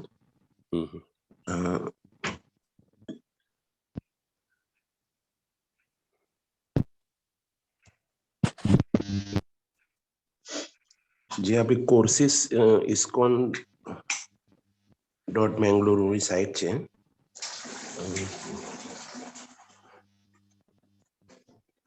શેર થાય, મારું સ્ક્રીન દેખાઈ રહ્યું છે પ્રભુજી? Yes yes. હા, બધાને વિનંતી છે કે પેરેલલી તમે પણ જો પ્રયત્ન કરો તો તમારું પણ રજીસ્ટ્રેશન થઈ જશે. હા હા, ઇસ્કોન મેંગલુરુની સાઇટ છે ને, એમાં ઓલ કોર્સીસ છે. બરોબર છે. બધાને, દરેક ભક્તોને ખાસ જણાવું કે તમે સાઇટ ખોલો ને એટલે જમણી બાજુ ઉપર જે 3 ડોટ આપેલા છે એની પર ક્લિક કરવાનું રહેશે આ રીતે. Okay, all courses. પછી તમે સ્ક્રોલ ડાઉન કરી શકો છો. નીચે એમાં તમે લેવલ 1 નું માહિતી આવશે, બધા અલગ અલગ લેંગ્વેજીસમાં. એમાં લેવલ 1 ગુજરાતી, હિન્દી, મરાઠી, કન્નડા. દેન લેવલ 2 આવશે નીચે, અન્ડરસ્ટેન્ડ ગીતા લેવલ 2. બરોબર, એમાં બી અલગ અલગ લેંગ્વેજીસ આવશે. તમિલ છે, હિન્દી છે, ઇંગ્લિશ છે અને મલયાલમ. ત્યારબાદ આપણું ગુજરાતી આવે છે નીચે. આ રીતે દેખાશે તમને, આ રીતે અહીંયા. ઓકે, સી મોર એટલે આ ઓપ્શન ક્લિક આવી જશે તમારી સામે, લેવલ 2. દેન લોગિન ટુ એનરોલ, અને સેમ પ્રોસેસ છે જે આપણે લેવલ 1 માં રજીસ્ટ્રેશન કરતા હતા, એ જ પ્રોસેસ આમાં આવશે કે user name, password, login, forgot password અને ન્યૂ યુઝર રજીસ્ટ્રેશન. એ રજીસ્ટર પર ક્લિક કરવાનું રહેશે. અગેન તમારું યુઝર નેમમાં તમારું નામ અથવા જે બી તમારે યુનિક લખવું હોય, લાઈક કૃષ્ણ અથવા જયશ્રી માતાજી છે, જયશ્રી દેસાઈ. દેન ફર્સ્ટ નેમમાં જયશ્રી દેન દેસાઈ. તમારું રજીસ્ટર ઈમેલ આઈડી, પછી પાસવર્ડ રિપીટ કરવાનો 2 વખત. પાસવર્ડ સિમ્પલ રાખજો જેથી કરીને તમને યાદ રહે. ત્યારબાદ આઈ એમ નોટ રોબોટ વાળું ઓપ્શન ખાસ ક્લિક કરજો, કેપ્ચા આવશે. દેન 2 ઓપ્શન, ILO વેબસાઇટના ઇન્ટિગ્રેશન જે છે, સબમિશન ફોર્મના એ, અને તમારું ક્રેડેન્શિયલ જે બી છે, લાઈક તમારું યુઝરનેમ અને પાસવર્ડ જે બનશે એ તમે આ ઓપ્શન ક્લિક કરશો ને છેલ્લું, એટલે તમારું જે મેલ છે ને, મેલ ઉપર એનું ડેટા જતું રહેશે. દેન રજીસ્ટર પર આ છેલ્લે ક્લિક કરવાનું, એટલે તમારું રજીસ્ટ્રેશન થઈ ગયું છે. ફોર એક્ઝામ્પલ હું તમને બતાવું. રજીસ્ટ્રેશનમાં અહીંયા મારું લખીશું આ રીતે.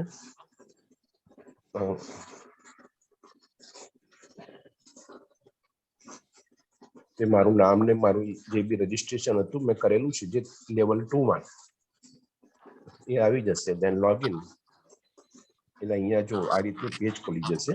તમે લોગિન થઈ ચૂક્યા છો. સિલેક્ટ કોર્સ, અગેન લેવલ 2 માં જતા રહેજો. નીચે સ્ક્રોલ ડાઉન કરીને તમે લેવલ 1 ને લેવલ 1 પહેલા આવશે, લેવલ 2 પછી આવશે.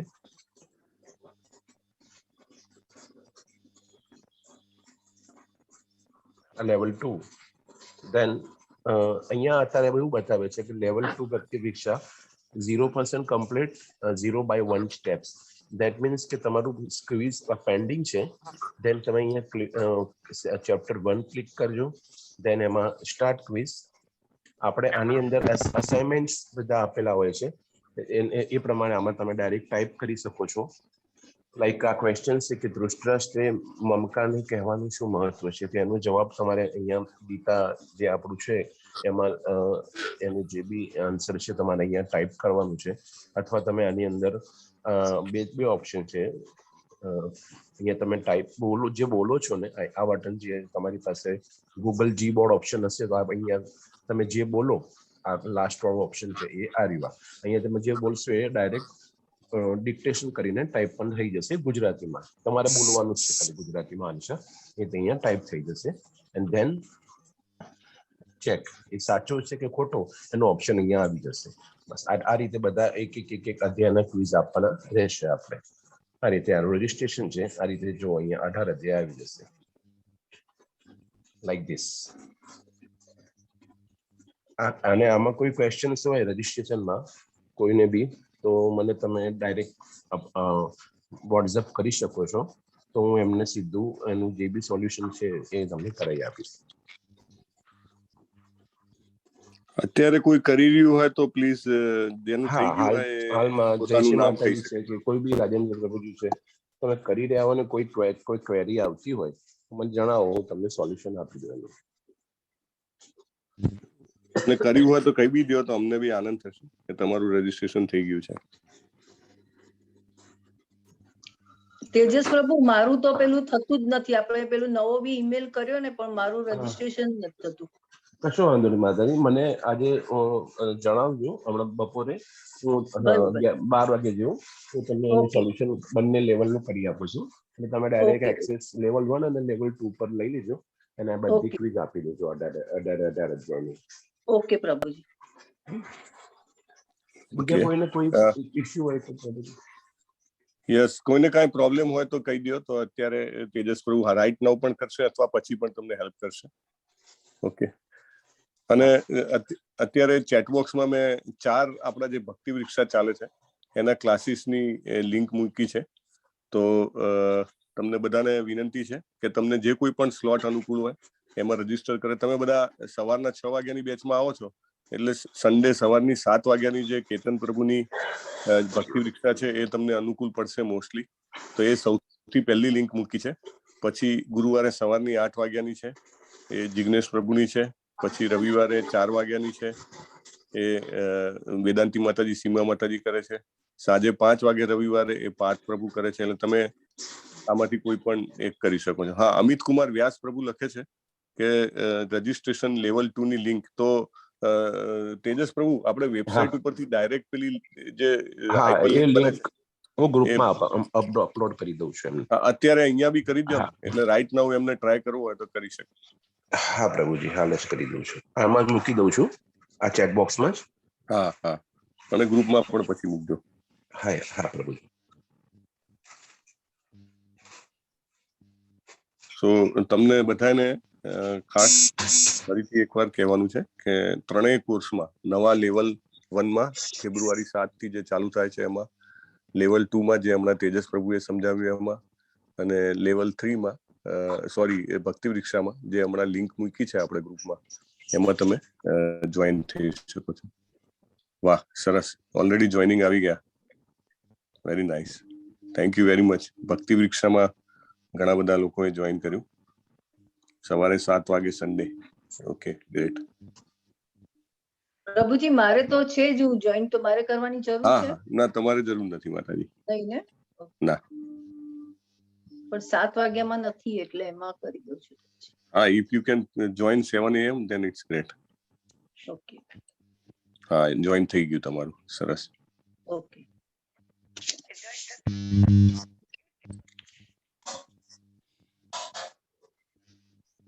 આ 4 લિંક પ્રભુજી હું 6 વાગ્યાના અને 8 વાગ્યાના ગ્રુપમાં મૂકી દઉં છું. 6 વાગ્યામાં તમે મૂકી દો. 8 વાગ્યામાં પેલું સમજાયા પછી આપણે કરીશું તો બધાને વધારે આઈડિયા આવશે. હા, ઠીક છે પ્રભુજી, હું હાલ 6 PM માં મૂકી દઉં છું. 6 AM માં મૂકી દો. હા, એમાં હું મૂકી દઉં છું. Yes. So yes, over to you Ketan પ્રભુ. બધાને કઈ બીજું કઈ પૂછવાનું હોય કઈ હોય તો યુ કેન ગાઈડ. હા, ખૂબ ખૂબ ધન્યવાદ ધર્મેશ્વર પ્રભુજી. થેન્ક યુ પ્રભુ. હરે આપનું માર્ગદર્શન બહુ કામમાં આવ્યું સાચે, કારણ કે આ બધું હું ન કરી શકત. અને ધન્યવાદ તેજસ પ્રભુજી, આપણે એકદમ લાઈવ ડેમો ને બધું આપ્યું બધે. હા પ્રભુજી, હરે કૃષ્ણ પ્રભુજી. થેન્ક યુ પ્રભુજી, સર્વેને આટલી સરસ સેવા આપવા બદલ. હરે કૃષ્ણ પ્રભુજી, હરે કૃષ્ણ. હરે કૃષ્ણ પ્રભુજી. હરે કૃષ્ણ. આપણે પ્રશ્નોત્તરી લેવાની બાકી છે. જો કોઈનો કોઈ પ્રશ્ન હોય તો લઈ શકીએ છીએ આપણે હવે. હરે કૃષ્ણ.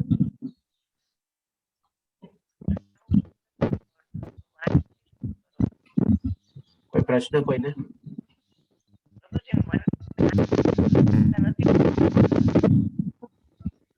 જયશ્રી માતાજી આપનો હેન્ડ રેઝ છે, પૂછી શકો છો.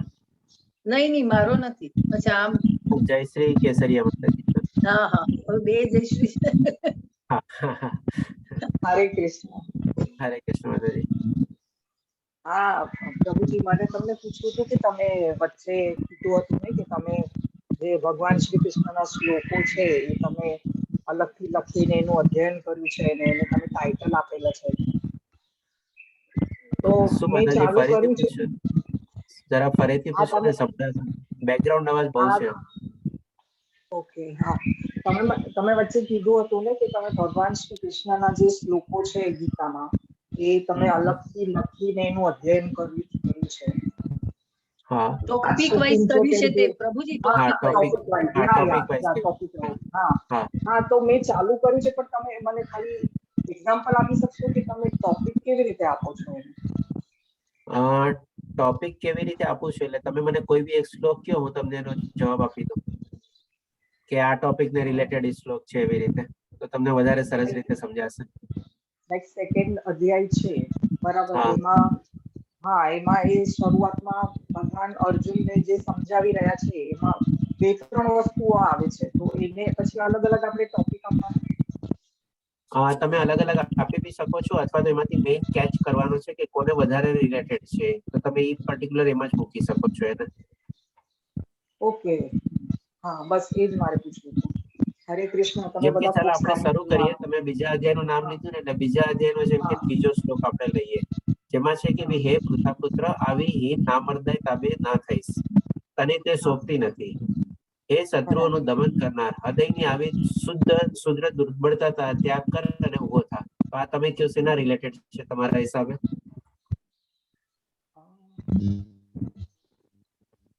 લાઈક એ નબળા પડી ગયા હતા ને મનથી, કે એમને સમજમાં નહોતું આવતું, એટલે એવું મનથી એવી સ્થિતિમાં હતા કે મારે મારા લોકો સાથે જ લડવાનું છે અને ઢીલા પડી ગયા હતા એટલે.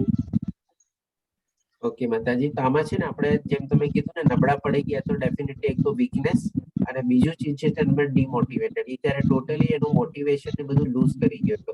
તો આ ટોપિક થઈ ગયો એનો તમારે વીકનેસ અથવા ડિમોટિવેશન, એવી રીતે એમાં તમારે શ્લોકને મૂકી દેવાનો કે ભાઈ આવી સિચ્યુએશનમાં બી આપણે શું છે, ઉઠવાનું છે. એટલે ભગવાન શ્રી કૃષ્ણ શું કે છે કે આ બધી દુર્બળતાનો ત્યાગ કર, એટલે કે બધી આપણી વીકનેસ અથવા ડિમોટિવેશન આપણે હારી ગયા હોઈએ તો બી આપણે એવી સિચ્યુએશનમાં આપણે ઊભું થવાનું છે અને એ બધી જે આપણી વીકનેસ એ બધી છે એનો ત્યાગ કરવાનો છે. આ રીતે ભગવાન શ્રી કૃષ્ણ આપણને મોટિવેટ કરે છે. પ્રભુજી, આપણે ભક્તિ વિક્ષામાં તમે આવી રીતે લો ને ટોપિક વાઇઝ.